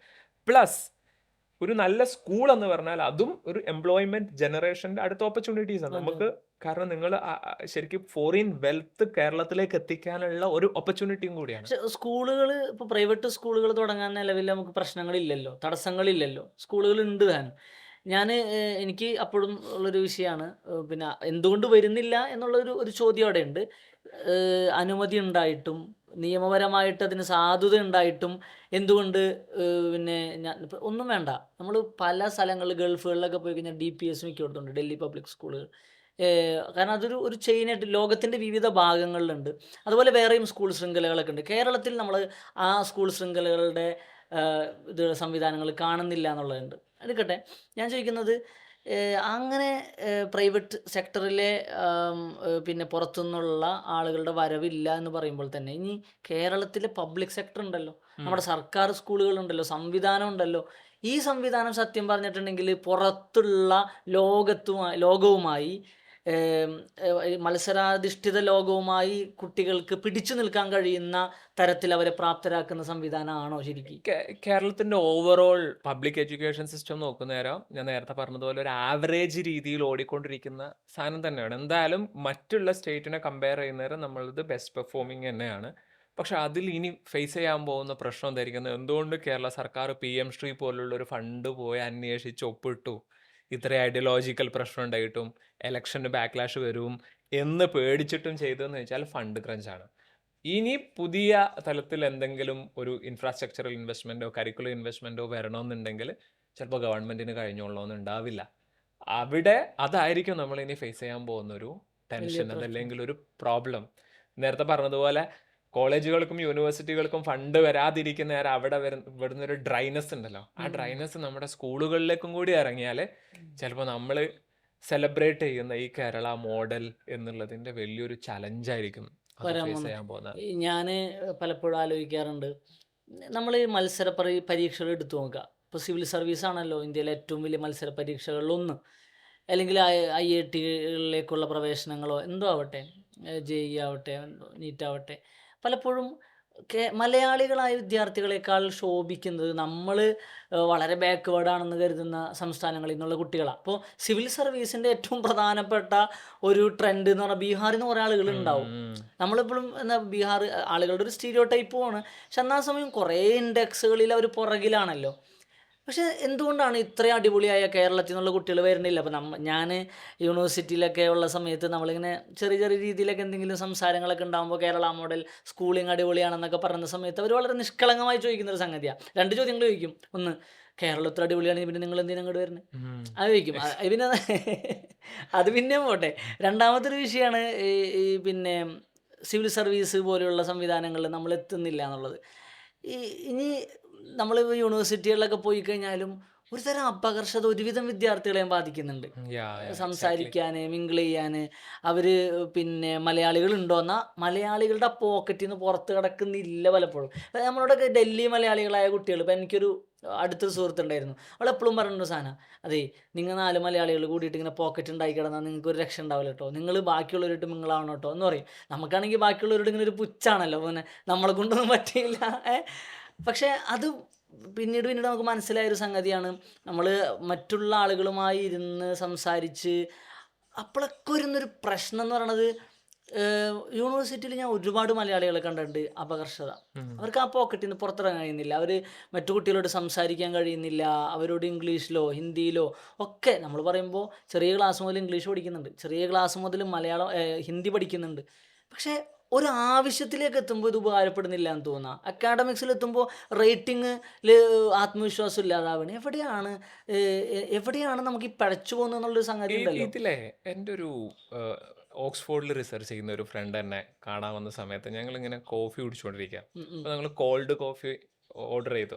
അപ്പം ഞങ്ങളിങ്ങനെ കുടിച്ചുകൊണ്ടിരിക്കുമ്പോൾ അവൻ പറഞ്ഞൊരു കാര്യം, നിങ്ങൾക്ക് കേരളത്തിലെ എല്ലാം ഉണ്ട്, പക്ഷെ നിങ്ങൾക്ക് ആ ക്ലാസ് ഇല്ല എന്ന് പറഞ്ഞു. അപ്പം അവൻ ഉദ്ദേശിച്ചൊരു കാര്യം എന്താണെന്ന് വെച്ചാൽ, ഈ കേരളത്തിന്റെ പുറത്തുള്ള സ്റ്റേറ്റിലൊക്കെ ഒരു ടോപ്പ് ക്ലാസ്സിനെല്ലാം ടോപ്പായിട്ട് കിട്ടുന്നുണ്ട്, ലോ ക്ലാസ്സിന് ഒന്നും കിട്ടുന്നില്ല. നമ്മളെവിടാന്ന് ചോദിച്ചാൽ നമ്മൾ ശരിക്കും പറയണ എല്ലാവർക്കും കിട്ടുന്നത് ഒരു ആവറേജ് മീഡിയം ലെവലുള്ള സാധനമാണ്. നമ്മൾ ഈ സാധനം എടുത്തിട്ട് ഒരു സെൻട്രൽ യൂണിവേഴ്സിറ്റിയിലോ അല്ല ഒരു പുറത്തുള്ള കമ്മ്യൂണിറ്റി ആയിട്ട് കമ്മ്യൂണിക്കേറ്റ് ചെയ്യുമ്പോൾ നമുക്ക് മനസ്സിലാവും നമ്മൾ ഒരിക്കലും താഴെയുള്ള ആ ഡൗൺ അല്ല, ഉം, ഉം, നമ്മൾ ക്വാളിറ്റി കുറഞ്ഞവരല്ല, ഉം, പക്ഷെ നമ്മളൊട്ട് മുകളിലുള്ള അവരുടെ സ്റ്റാൻഡേർഡിലേക്ക് എത്തിയിട്ടുമില്ല. ഉം, ഉം, അപ്പൊ ഇനി കേരളം എന്ത് ചെയ്യേണ്ടി വരുമെന്ന് ചോദിച്ചാൽ നമ്മൾ ആ ക്ലാസ്ലെസ് സൊസൈറ്റി എന്ന് പറഞ്ഞാൽ നല്ല അതെ. കാര്യമാണ്, പക്ഷെ അതിനെ കീപ്പ് ചെയ്യുന്നതോട് കൂടിയിട്ട് ഇനി നമുക്ക് വേണ്ടിയിട്ട് ചിലപ്പം ക്വാളിറ്റി ആയിരിക്കും. ഈ വേറെ രണ്ടാമത്തെ ഒരു കാര്യം, എന്തുകൊണ്ടായിരിക്കും കേരളത്തിലെ കുട്ടികൾ നീറ്റിലും സിവിൽ സർവീസിലും ജെഇയിലൊന്നും നല്ല റാങ്കിങ്ങിലേക്ക് വരാത്തതെന്നല്ല, നമുക്ക് ഉള്ള ഒരു സ്ട്രെങ്ത്തിനനുസരിച്ചുള്ള ഒരു ഷെയർ അവിടെ വരുന്നില്ല. കേന്ദ്രത്തിലെ എക്സാമുകളിൽ കിട്ടുന്നില്ല. അതിൻ്റെ ഒരു പ്രൈമറി റീസൺ എന്താണെന്ന് വെച്ചാൽ കേരളത്തിൻ്റെ കരിക്കുലം ഒരു ഡയറക്ഷനിലാണ് ഉം, പോകുന്നത്. ഉം. സെൻറ്ററിൻ്റെ കരിക്കുലം ബാക്കി സ്റ്റേറ്റുകളുടെ കരിക്കുലം ഇപ്പോഴും ഒരു മഗപ്പ് ചെയ്യുക, മനസ്സിലാക്കിയെടുക്കുക, അതിൽ വേറെന്തെങ്കിലും സോഫ്റ്റ് സ്കില്ല് ഡെവലപ്പ് ചെയ്യുക എന്നുള്ളതൊന്നുമല്ല, ഹാർഡായിട്ടുള്ള കുറേ ഹാർഡ് സ്കില്ല് ഡെവലപ്പ് ചെയ്ത് എക്സാം ക്രാക്ക് ചെയ്യുക, ആ രീതിയിലാണ് പോകുന്നത്. നമ്മളെ നാട്ടിലെ കുട്ടികൾ ഫേസ് ചെയ്യുന്ന പ്രശ്നവും ഇതാണ്. നമ്മൾ സോഫ്റ്റ് സ്കില്ലും കമ്മ്യൂണിക്കേഷൻ സ്കില്ലും ഫോക്കസ് ചെയ്ത് മറ്റേ കാര്യങ്ങൾ അതെ. മിസ്സാവുമ്പോൾ നമ്മുടെ രാജ്യം എന്നുള്ളത് പോയിക്കൊണ്ടിരിക്കുന്നത് വേറൊരു ഡയറക്ഷനില്ല. അപ്പൊ അതിനോട് കോമ്പീറ്റ് ചെയ്യാനുള്ള പ്രശ്നം വരുന്നുണ്ട് എന്നുള്ളതാണ് നമുക്കത് ഞാൻ മനസ്സിലാകുന്നത്. ആലോചിക്കുന്നു, ഒരിക്കൽ ഡൽഹി യൂണിവേഴ്സിറ്റിയിൽ പിന്നെ ഒരു ട്രെൻഡ് ഉണ്ട്. അപ്പോൾ അവിടെ ആദ്യം ഈ CUT നടപ്പിലാക്കുന്നതിന് മുമ്പ് അറിയാലോ, ഉം. ഇപ്പോൾ ഹയർ സെക്കൻഡറി റിസൾട്ടിൻ്റെ അടിസ്ഥാനത്തിലാണ് പിന്നെ അഡ്മിഷൻ കൊടുക്കുക. Yeah. അപ്പോൾ ഹിന്ദു കോളേജിലെ ഒരു പ്രോഗ്രാമിൽ 100 ചില്ലാൻ കുട്ടികളുണ്ട് ഒരു ബാച്ചിലെങ്കിൽ, അതിൽ 100 കുട്ടികളും Exactly. മലയാളികളാ. ഞാൻ അത്ഭുതപ്പെട്ടു പോയി. ഉം. ആ വർഷമാണ് മറ്റേ ഈ മാർക്ക് ജിഹാദ് എന്നുകൊണ്ടുള്ള ഒരു അതന്നെ. വിവാദമൊക്കെ ഉണ്ടാകുന്നത്. അത് കഴിഞ്ഞ് അവർ തീരുമാനിക്കുകയാണ് ഈ +2 പരീക്ഷയുടെ പിന്നെ മാർക്കിൻ്റെ അടിസ്ഥാനത്തിൽ അഡ്മിഷൻ കൊടുക്കുന്നതിന് പകരം പ്രവേശന പരീക്ഷ, ഇപ്പോൾ സെൻട്രൽ യൂണിവേഴ്സിറ്റികൾക്കായുള്ള എൻട്രൻസ് ടെസ്റ്റ് നമുക്കവിടെ നടപ്പിലാക്കാമെന്ന്. ആ വർഷം CUT നടപ്പിലാക്കി ആദ്യം ഡൽഹി യൂണിവേഴ്സിറ്റി അഡ്മിഷൻ പോകുന്ന വർഷം ഉണ്ടല്ലോ, മലയാളികൾ കുത്തനെ കുറഞ്ഞു. അതന്നെ. അതായത് അപ്പം ഞാൻ പറഞ്ഞതെന്ന് വെച്ചിട്ടുണ്ടെങ്കിൽ, നമ്മളിവിടെ വാരിക്കോരി മാർക്ക് കൊടുക്കുക അങ്ങനെ പറയുന്നില്ല. മറ്റ് മാർക്ക് ജിഹാദ് എന്ന് പറഞ്ഞ സാധനം പരമ അബ്സേർഡാണ്, അത് വിഡ്ഢിത്തമാണ്. ഞാൻ ആ സാധനമല്ല പറയണത്. ഇവിടുത്തെ കുട്ടികൾ ഇങ്ങനെ ഒരു സിസ്റ്റത്തിൻ്റെ ഭാഗമായി വരുന്നു. അവർ ഇത്ര പോർഷൻസ് ഇങ്ങനെ കാണാതെ പഠിച്ച് പരീക്ഷ എഴുതി കഴിഞ്ഞാൽ ഇവർക്ക് ഇത്ര മാർക്ക് കിട്ടുന്നു. ഭാഷകളിൽ അത് തന്നെ ഓരോ, ഇപ്പം മലയാളത്തിൽ അടുത്ത പ്രാവശ്യം കുട്ടികൾ കൂടുതൽ വരണമെങ്കിൽ മലയാളത്തിന് പോയാൽ നല്ല മാർക്ക് കിട്ടുമെന്ന് തോന്നണം. മലയാളത്തിനും സൂറത്തുൽ വാക്കിയെ ചരിച്ച് എഴുതി കഴിഞ്ഞാൽ ഉറുദുവിനും മാർക്ക് ഫുള്ള് കിട്ടും, അങ്ങനെയാണല്ലോ പറയുക. ഞാൻ പറഞ്ഞു വരുന്നത് വെച്ചിട്ടുണ്ടെങ്കിൽ, അത് മാറി ഇതിനൊരു സ്പെഷ്യൽ എൻട്രൻസ് ടെസ്റ്റ് വന്നപ്പോൾ മലയാളികൾക്ക് പറ്റുന്നില്ല. ഇപ്പം നമ്മൾ എങ്ങനെ ചെയ്യണമെന്ന് വെച്ചാൽ, നമ്മൾ CUT പരിശീലന കേന്ദ്രങ്ങൾ തുടങ്ങുകയാണ്. അപ്പോഴും നമ്മൾ പഠിച്ചു വരുന്നൊരു സിസ്റ്റത്തിൽ നിന്ന് +2 കഴിഞ്ഞ് ഇനി തുടർന്ന് പഠിക്കേണ്ടത് ഡിഗ്രി ആണല്ലോ. ഡിഗ്രിക്ക് പോകാൻ അതിനൊരു പ്രവേശന പരീക്ഷ ഉണ്ടെന്നുണ്ടെങ്കിൽ ഇത്രയും നാൾ പഠിച്ചത് പോരാ, ഇനി നമുക്കൊരു സ്പെഷ്യൽ ട്രെയിനിങ് എടുത്താലേ പറ്റുള്ളൂ എന്ന തരത്തിലേക്ക് വരികയാണ്. ഈ ഇന്ത്യയിൽ ഇപ്പോഴുള്ള ഒരു പ്രാക്ടിക്കലായിട്ട് ഒരു പാരന്റും സ്റ്റുഡൻറ്റും ചെയ്യേണ്ട ഒരു കാര്യം എന്താണെന്ന് വെച്ചാൽ, അവരെന്തായാലും എന്തെങ്കിലും ഒരു കോമ്പറ്റേറ്റീവ് എക്സാമിന് പ്രിപ്പയർ ചെയ്തിരിക്കണം. ഞാൻ എന്ത് ഫിലോസഫിക്കൽ എക്സ്പ്ലനേഷൻ തന്നിട്ട് നിങ്ങൾക്കൊരു നല്ല മനുഷ്യനാവാൻ വേറെ എഡ്യൂക്കേഷൻ വേണോ, നിങ്ങളിത് പ്രഷറാണ് അങ്ങനെയൊക്കെ പറയുന്നുണ്ടെങ്കിലും, ഏതോ ഒരു കോമ്പറ്റീഷൻ ഫേസ് ചെയ്യാതെ നിങ്ങൾക്ക് എവിടെങ്കിലും എത്താൻ കഴിയുമോ? കഴിയില്ല. നിങ്ങൾക്ക് നല്ലൊരു യൂണിവേഴ്സിറ്റി കിട്ടില്ല, നല്ല ജോലി കിട്ടില്ല, സ്റ്റാർട്ടപ്പ് ഈ സാധനങ്ങളൊക്കെ ഉണ്ട്, അത് നമ്മൾ വേറെ പാർട്ടാണ്. പക്ഷേ ഞാൻ പറയുന്നൊരു കാര്യം, ഏതെങ്കിലും ഒരു കോമ്പറ്റീഷൻ എക്സാം ഫേസ് ചെയ്യാൻ ഇപ്പോഴത്തെ, കാരണം 140 കോടി ആളുകളുള്ള ഒരു രാജ്യമാണ് നമ്മളെ നാട്. ഇവിടുത്തെ എഡ്യൂക്കേഷൻ ഇൻഫ്രാസ്ട്രക്ചറും കാര്യങ്ങളും ലിമിറ്റഡ് ആണ്. അതിലേക്കുള്ള കോമ്പറ്റീഷൻ അടുത്തൊന്നും ഇല്ലാതാവാൻ പോകുന്നില്ല. അപ്പോൾ ഓൾവേസ് നെക്സ്റ്റ് 10-20 ഇയേഴ്സിനെങ്കിലും ഈ നീറ്റും ജെയും CUETയും സാധനങ്ങളും UPSC ഒക്കെ നിലനിൽക്കും. അപ്പോൾ നമ്മൾ കുട്ടികളെ പ്രിപ്പയർ ചെയ്യിക്കുന്ന സമയത്ത് അവർക്ക് പുതിയ കാലത്തെ കഴിവുകളെ കുറിച്ച് പറഞ്ഞുകൊണ്ടിരിക്കുന്ന സമയത്തും ഈ റിയാലിറ്റിയും കൂടി നമ്മൾ അവരോട് പറഞ്ഞു കൊടുക്കണം. നീ ഫേസ് ചെയ്യാൻ പോകുന്ന ലോകം എന്ന് പറയുന്നത്, ഇന്ത്യയിൽ എന്ന് പറഞ്ഞാൽ വേറെ ലോകത്ത് എവിടെ ഈ കോമ്പറ്റീഷൻ ഉണ്ടാവില്ല. നിങ്ങൾക്ക് JNUലോ IITയിലോ അഡ്മിഷൻ കിട്ടാനുള്ള കോമ്പറ്റീഷൻ ലോകത്ത് ചിലപ്പോൾ ഐവി ലീഗിൽ പോലും ഉണ്ടായിക്കൊള്ളുന്നുണ്ടാവില്ല. അത്ര അവരൊന്നും ഒരു സ്ക്രീനിങ് വലിയ ഇങ്ങനത്തെ ഒരു ഇതൊരു ഗ്രാൻഡ് മേളാണ് ഇന്ത്യയിലെ യൂണിവേഴ്സിറ്റി അഡ്മിഷൻ ടെസ്റ്റ്. അത് ഓരോ ടെസ്റ്റിനും അനുഭവം. NT, നമ്മൾ JNUവിൻ്റെ NT എഴുതുന്ന സമയത്ത് നമുക്കറിയാം, അത് ഒരു വലിയൊരു കടലാണ്. അതേസമയം ഇപ്പോൾ എനിക്ക് പലപ്പോഴും പറയാറുണ്ട്, നമ്മൾ ഈ എക്സംപ്റ്റഡ് കാറ്റഗറിയിലാവുമല്ലോ. ഇപ്പോൾ നെറ്റ് ഉണ്ടെന്നുണ്ടെങ്കിൽ PhDക്ക് എക്സംപ്റ്റഡ് കാറ്റഗറിയിൽ വരും. അപ്പോൾ എന്നോട് ആരോ പറഞ്ഞു നെറ്റ് കിട്ടലാണ് ജാമ്യയുടെ PhD എൻട്രൻസ് എഴുതുന്നതിനെക്കാട്ടിലും എളുപ്പം എന്നൊക്കെ പറഞ്ഞു. അപ്പോൾ അത്രയും റിഗറസാ. എന്നിട്ട് എത്ര ആളുകളാണ് വരണമെന്നറിയോ? ഇപ്പോൾ ഞാനൊരു ഉദാഹരണം പറഞ്ഞുതരാം. ഈ PhD ജാമിയ മില്ലിയയിലെ പൊളിറ്റിക്കൽ സയൻസ് ഡിപ്പാർട്ട്മെൻറ്റിലേക്ക് PhD ആസ്പിരൻസ് 100 കണക്കിന് ആളുകളാണ്. ആകെ കുറഞ്ഞ സീറ്റുകളേ ഉള്ളൂ. അതെ.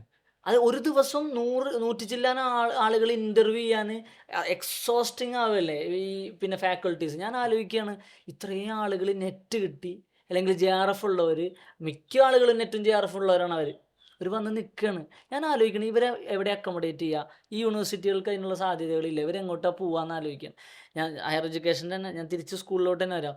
എനിക്ക് പലപ്പോഴും തോന്നിയിട്ടുണ്ട് നമ്മൾ വളരെ കേരളത്തിൽ 1-2 സ്കൂളുകൾ ഗവൺമെൻറ് പിന്നെ ഈ ചില ഫൗണ്ടേഷൻസിനായിട്ടൊക്കെ കൊളാബറേറ്റ് ചെയ്തിട്ട് നല്ല ഇൻഫ്രാസ്ട്രക്ചറൊക്കെ ആക്കി അത് നമ്മളിങ്ങനെ മാർക്കറ്റ് ചെയ്യുന്നുണ്ട്. നമ്മൾ സോഷ്യൽ മീഡിയയിൽ കാണുന്നുണ്ട്. കേരളത്തിലെ ഏറ്റവും നല്ല സ്കൂൾ എവിടെയുള്ളതെന്ന് വെച്ചാൽ സോഷ്യൽ മീഡിയയിലാണ്. കേരളത്തിലെ ഏറ്റവും നല്ല റോഡ് എവിടെയാണുള്ളതെന്ന് വെച്ചാൽ സോഷ്യൽ മീഡിയയിലാണ്. അങ്ങനെ ഒരു വിരോധാഭാസം നിൽക്കുകയാണ്. ഞാൻ പറഞ്ഞതെന്ന് വെച്ചിട്ടുണ്ടെങ്കിൽ നിലവിൽ ഇപ്പോഴും പുതുതായി പണിതുകൊണ്ടിരിക്കുന്ന ഇപ്പോൾ എൻ്റെ നാട്ടിലെ 100 ചില്ലാനം വർഷം പഴക്കമുള്ളൊരു സ്കൂളുണ്ട്. ഞാനൊക്കെ പഠിച്ച സ്കൂൾ.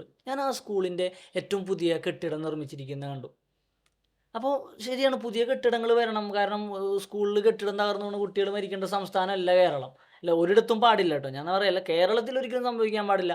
വയനാട്ടിലൊരു പാമ്പ് കടിച്ചൊരു കുട്ടി അപകടപ്പെട്ട സംഭവം ഉണ്ടായി. ഇതൊന്നും കേരളത്തിൽ ഉണ്ടാകാൻ പാടില്ല. വേറെ എവിടെ ഉണ്ടെന്ന് പറഞ്ഞിട്ട് കേരളത്തിലെ സംഭവിക്കരുത്. കേരളത്തിൽ പുതിയ ഇൻഫ്രാസ്ട്രക്ചർ വരണം, ബിൽഡിങ്ങുകൾ വരണം. അതിന് എല്ലാ ഈ റാമ്പ് അടക്കമുള്ള സോഷ്യൽ ജസ്റ്റിസിൻ്റെ സാധനങ്ങളൊക്കെ അതിൻ്റെ ഭാഗമാവണം. അതേസമയം ഞാൻ അത്ഭുതപ്പെട്ടൊരു കാര്യം, കുട്ടികൾ കളിക്കുന്ന ഗ്രൗണ്ട് ഇല്ലാണ്ടാവുകയാണ്.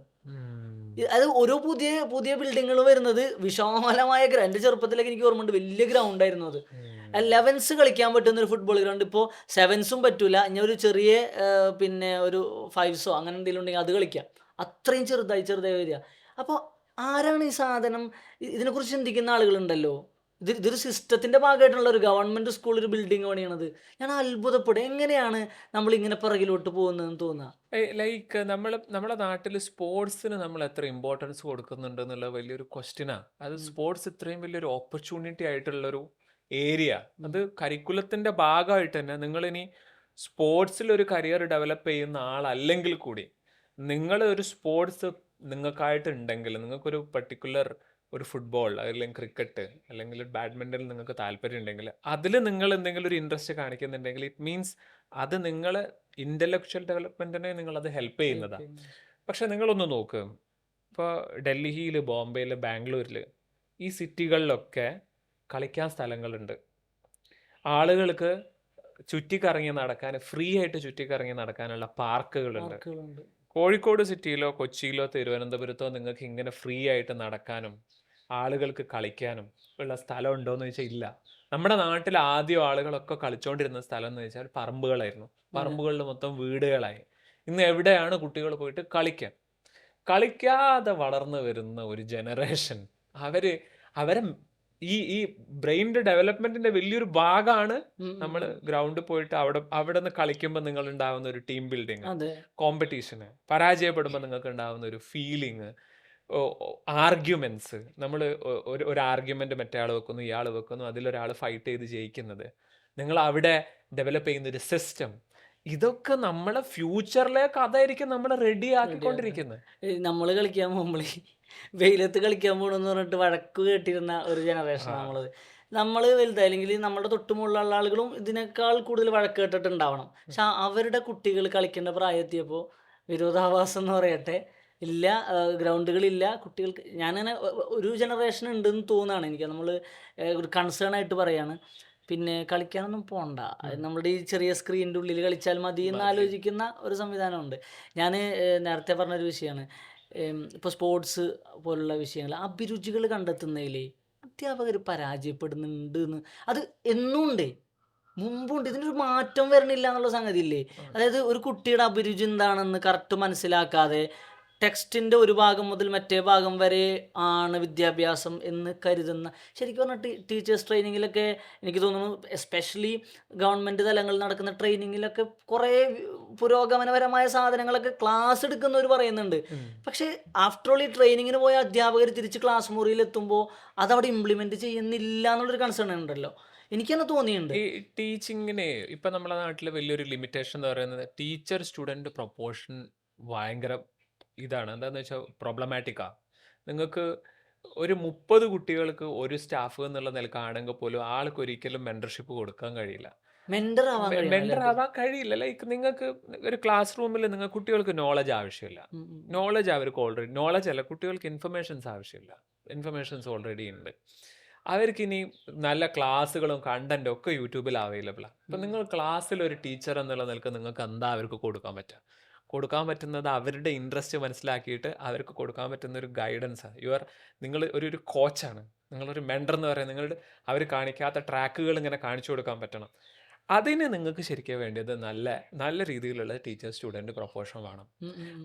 അത് നമുക്ക് കീപ്പ് ചെയ്യാൻ പറ്റിയാൽ മാത്രമേ കുട്ടിക്ക്, കാരണം മുമ്പ് നിങ്ങളുടെ ട്രാക്കൊക്കെ വളരെ ഫിക്സ്ഡാണ്. നിങ്ങൾക്ക് ആകെ പോകാൻ പറ്റുന്ന ആളുകൾക്ക് അറിയാൻ വന്നു ഒന്നെങ്കിൽ എഞ്ചിനീയറിംഗിന് പോവുക, അല്ലെ ഒരു ഡോക്ടറാകാൻ പോവുക, അല്ലെ ഒരു ടീച്ചറാകാൻ പോവുക, അല്ലെ PSCക്ക് പോവുക. ഈ ട്രാക്കുകളല്ല ഇപ്പോൾ കുട്ടികൾക്ക് അവൈലബിൾ ആയിട്ടുള്ളത്. നിങ്ങൾക്ക് ഒരു പിന്നെ എന്താ പറയുക നല്ലൊരു കോഡിങ് ചെയ്യാൻ പറ്റുന്ന ഒരാൾ, അതല്ലേ നിങ്ങൾക്കിപ്പോൾ ഒരു ഡിസൈനർ, അല്ലെങ്കിൽ ആർട്ടിഫിഷ്യൽ ഇൻ്റലിജൻസിലെ ഡിഫറെൻറ്റ് ഫീൽഡ്, റോബോട്ടിക്സിലെ ഫീൽഡുകൾ, നമ്മൾ കേൾക്കാത്ത ഫീൽഡുകൾ ഒരുപാട് ഇപ്പോൾ കുട്ടികൾക്ക് അറിയാം. പക്ഷേ കുട്ടികൾക്ക് വേണ്ടിയത് ഗൈഡൻസ് ആണ്. ഉം, ഉം. അത് കൊടുക്കാം ഇനി നമുക്ക് കഴിയുമോ എന്നുള്ളതാണ് ഒരു ടീച്ചറെ സംബന്ധിച്ചിടത്തോളം വലിയ ചലഞ്ചിങ് ആയിട്ടുള്ളത്. അങ്ങനെ ഒരു പോസിറ്റീവ് സൈഡോട് പറയും, ഈ ഉം, ഉം. AI ഒക്കെ വരുന്നതോട് കൂടിയിട്ട് നമുക്ക് ടീച്ചേഴ്സിന് വന്നിരിക്കുന്ന ഒരു അഡ്വാൻറ്റേജ് എന്ന് പറയുന്നത് നമുക്ക് ക്ലറിക്കൽ വർക്കിന് നമ്മൾ സ്പെൻഡ് ചെയ്തിരുന്ന ടൈം ഇപ്പോൾ കുറേ നമുക്ക് സേവ് ചെയ്യാൻ പറ്റുന്നുണ്ട്. ഉം, ഉം, ഉം. നിങ്ങൾക്കിപ്പോൾ ആദ്യം ഒരു ചാർട്ട് പ്രിപ്പയർ ചെയ്യാൻ, കുട്ടികളുടെ പ്രോഗ്രസ് കാർഡ് പ്രിപ്പറേഷൻസ്, അതൊക്കെ അറ്റൻഡൻസ്, ഗവൺമെന്റ് സ്ഥാപനങ്ങളിൽ ഇപ്പോഴും ഗവൺമെന്റ് സ്ഥാപനങ്ങളിൽ ടീച്ചേഴ്സ് ചില ആളുകൾ ചെയ്തുകൊണ്ടിരിക്കുന്നുണ്ട്. ചെയ്തിരിക്കുന്നുണ്ടല്ലേ. ഇപ്പം നിങ്ങൾ പ്രോഗ്രസ് റിപ്പോർട്ട്, ഉം, ഉം. അറ്റൻഡൻസ്, പാരന്റുമായിട്ടുള്ള കമ്മ്യൂണിക്കേഷൻ, ഈ സാധനങ്ങൾ കുറേ ഓട്ടോമേറ്റ് ചെയ്ത് കഴിഞ്ഞു. ഉം, ഉം. ഇനിയും ആരെങ്കിലും ചെയ്തിട്ടില്ലെങ്കിൽ അവർക്ക് ഈ സാധനങ്ങളൊക്കെ ഓട്ടോമേറ്റ് ചെയ്യാൻ കഴിയും. ഉം. ഒരു അധ്യാപകന്റെ വലിയൊരു ടൈം പോയി പോകുന്നത് ധീമലാണ്. ഇതുമല്ലാണ് ശരി. ഇവാലുവേഷൻസിൽ അതുപോലെ തന്നെ നിങ്ങൾ MCQ ഒക്കെ ആണെങ്കിൽ അതിനെ ഇവാലുവേറ്റ് ചെയ്യാനുള്ള ഈസി മെക്കാനിസംസ് ഉണ്ട്. നമുക്ക് ഇനി എന്ത് ചെയ്യാൻ പറ്റും? കുറേ ഇൻ്റലക്ച്വൽ സാധനങ്ങളിലേക്ക് ആസ് എ ടീച്ചർ എന്നുള്ള എൻഗേജ് ചെയ്യാൻ പറ്റും. അതിൽ നമുക്ക് ഇൻ്റലക്ച്വൽ കുട്ടികളെ ശരിക്കും നർച്ചർ ചെയ്ത് കൊടുക്കേണ്ട ഇതിലാണ്. ഉം, ഉം, അവർക്ക് ഉം. അവർക്ക് ശരിക്കും വേണ്ടത് എന്താണെന്ന് വെച്ചാൽ നമ്മൾ ഇപ്പോഴത്തെ ടീച്ചറും ഒരു സ്റ്റുഡൻറ്റ് തമ്മിലുള്ളൊരു കാര്യം പറയാം. നമ്മളെക്കാളും പല കാര്യത്തിൽ അവർക്ക് വിവരമുണ്ട്. അതെ. പക്ഷെ നമുക്ക് എന്താ ഉള്ളതെന്ന് വെച്ചാൽ നമുക്ക് എക്സ്പീരിയൻസ് ഉണ്ട്. നമ്മൾ അവരെക്കാട്ടും കുറച്ചും കൂടി കൂടുതൽ പെരുന്നാളിന് ഭക്ഷണം അതെ. കഴിച്ചവരാണ്, പിന്നെ ഓണം ഉണ്ടവരാണെന്നൊക്കെ പറയാം. ഓണമുള്ളവരാണ്. ആ എക്സ്പീരിയൻസ് ആണ് അവർക്ക് വേണ്ടത്. അതെ. അതിലുള്ള ഇൻസൈറ്റ് ആണ് നമുക്ക് അവർക്ക്. ഈ ഇപ്പോൾ ടീച്ചർ മെൻഡർ ആവേണ്ട ഒരു കാലമാണ് ഇതെന്ന് പറഞ്ഞു. എനിക്ക് അപ്പോഴും ഉള്ളൊരു കൺസേൺ ആണ് പാരൻറ്റിങ്ങിനെ സംബന്ധിച്ച്. ഒരു പാരൻറ്റിങ് എങ്ങനെയാണ്, പാരൻറ്റിങ് ഇത്രയും പ്രോബ്ലമാറ്റിക് ആയിട്ട് കാണുന്ന അല്ലെങ്കിൽ പ്രോബ്ലമാറ്റിക് ആയ ഒരു സമൂഹം നമുക്ക് വേറെ കാണാൻ പറ്റണില്ല. അങ്ങനെയല്ല, നമ്മൾ എക്സ്പ്രസ് ചെയ്യപ്പെടേണ്ട, അല്ലെങ്കിൽ നമ്മളിൽ നിന്ന് ആളുകൾ പ്രതീക്ഷിക്കുന്ന ഒരു നിലവാരമുണ്ടല്ലോ. ആ നിലവാരം എവിടെ നിന്നാണ് നമ്മൾ ഈ പാരൻറ്റിങ് ലെസൺസ് എടുക്കണമെന്ന് നമുക്ക് പലപ്പോഴും തോന്നുന്നുണ്ട്. ചെറിയ കുട്ടികൾ മുതൽ വലിയ മുതിർന്ന അഡൾട്ട് ആവുന്ന ആളുകൾ വരെയും പാരൻറ്റിങ് എന്നുള്ള രൂപത്തിൽ നമ്മളുടെ പാരൻറ്റിങ് വളരെ പരാജയമാവുകയാണ്. കുട്ടികളെ എങ്ങനെ കൈകാര്യം ചെയ്യണം, സ്കൂൾ ഗോയിങ് ആയിട്ടുള്ള ചിൽഡ്രൻ എങ്ങനെ കൈകാര്യം ചെയ്യണം, അതേപോലത്തെ ഇൻഫൻസ് മുതൽ ഞാൻ ഈ പറഞ്ഞ പോലെ ടീനേജ് അതുവരെ, അതിനപ്പുറത്തേക്ക് ഞാൻ ഒരു താനെ പോകുന്നിരിക്കുക. ഒരു പാരൻറ്റിങ് വളരെ പ്രശ്നമായിട്ടുള്ളതാണ്. അത് പഠന കാര്യങ്ങളിൽ കുട്ടിയെ സഹായിക്കേണ്ടതിൽ നമുക്ക് ഫോക്കസ് ചെയ്ത് സംസാരിക്കണം.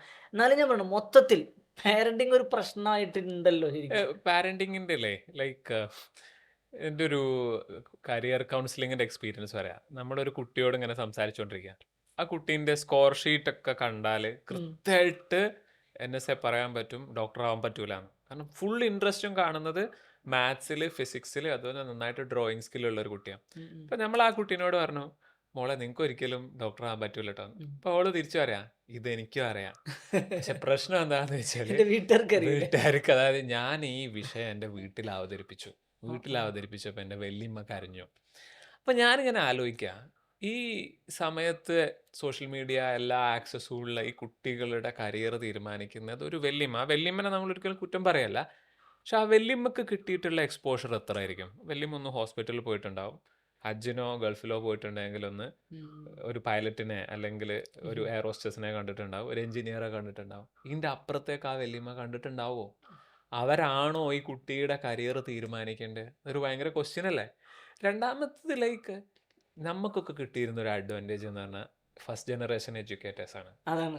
നമ്മളെ നമ്മൾ ഇങ്ങോട്ട് പാരൻസ് പോയാലും അവർക്ക് കുഴപ്പമില്ല, ഒന്നും പഠിച്ചാൽ അറിയില്ല. മതി. ഇനി അവരോട് നമ്മൾ എന്തെങ്കിലും പറഞ്ഞാലും അവർക്ക് അറിയില്ല. അതെ. അതുകൊണ്ട് തന്നെ ചിലപ്പോൾ കുറെ കാര്യങ്ങൾ അവർ നമ്മളോട് ചോദിച്ചോളണമെന്നില്ല. നമുക്കപ്പോൾ നല്ല ഫ്രീ ട്രാക്ക് ഉണ്ടായിരുന്നു. ഉം. പക്ഷെ നമുക്കത് മിസ് ചെയ്തത് ഒരു മെന്റർഷിപ്പാണ്. That is true. ഉം. ഞാൻ ഇപ്പോഴത്തെ ജനറേഷൻ എന്താണെന്നറിയോ, ഇപ്പോഴത്തെ ജനറേഷൻ പാരൻസിന് കുറേയൊക്കെ എന്തെങ്കിലുമൊക്കെ അറിയാം.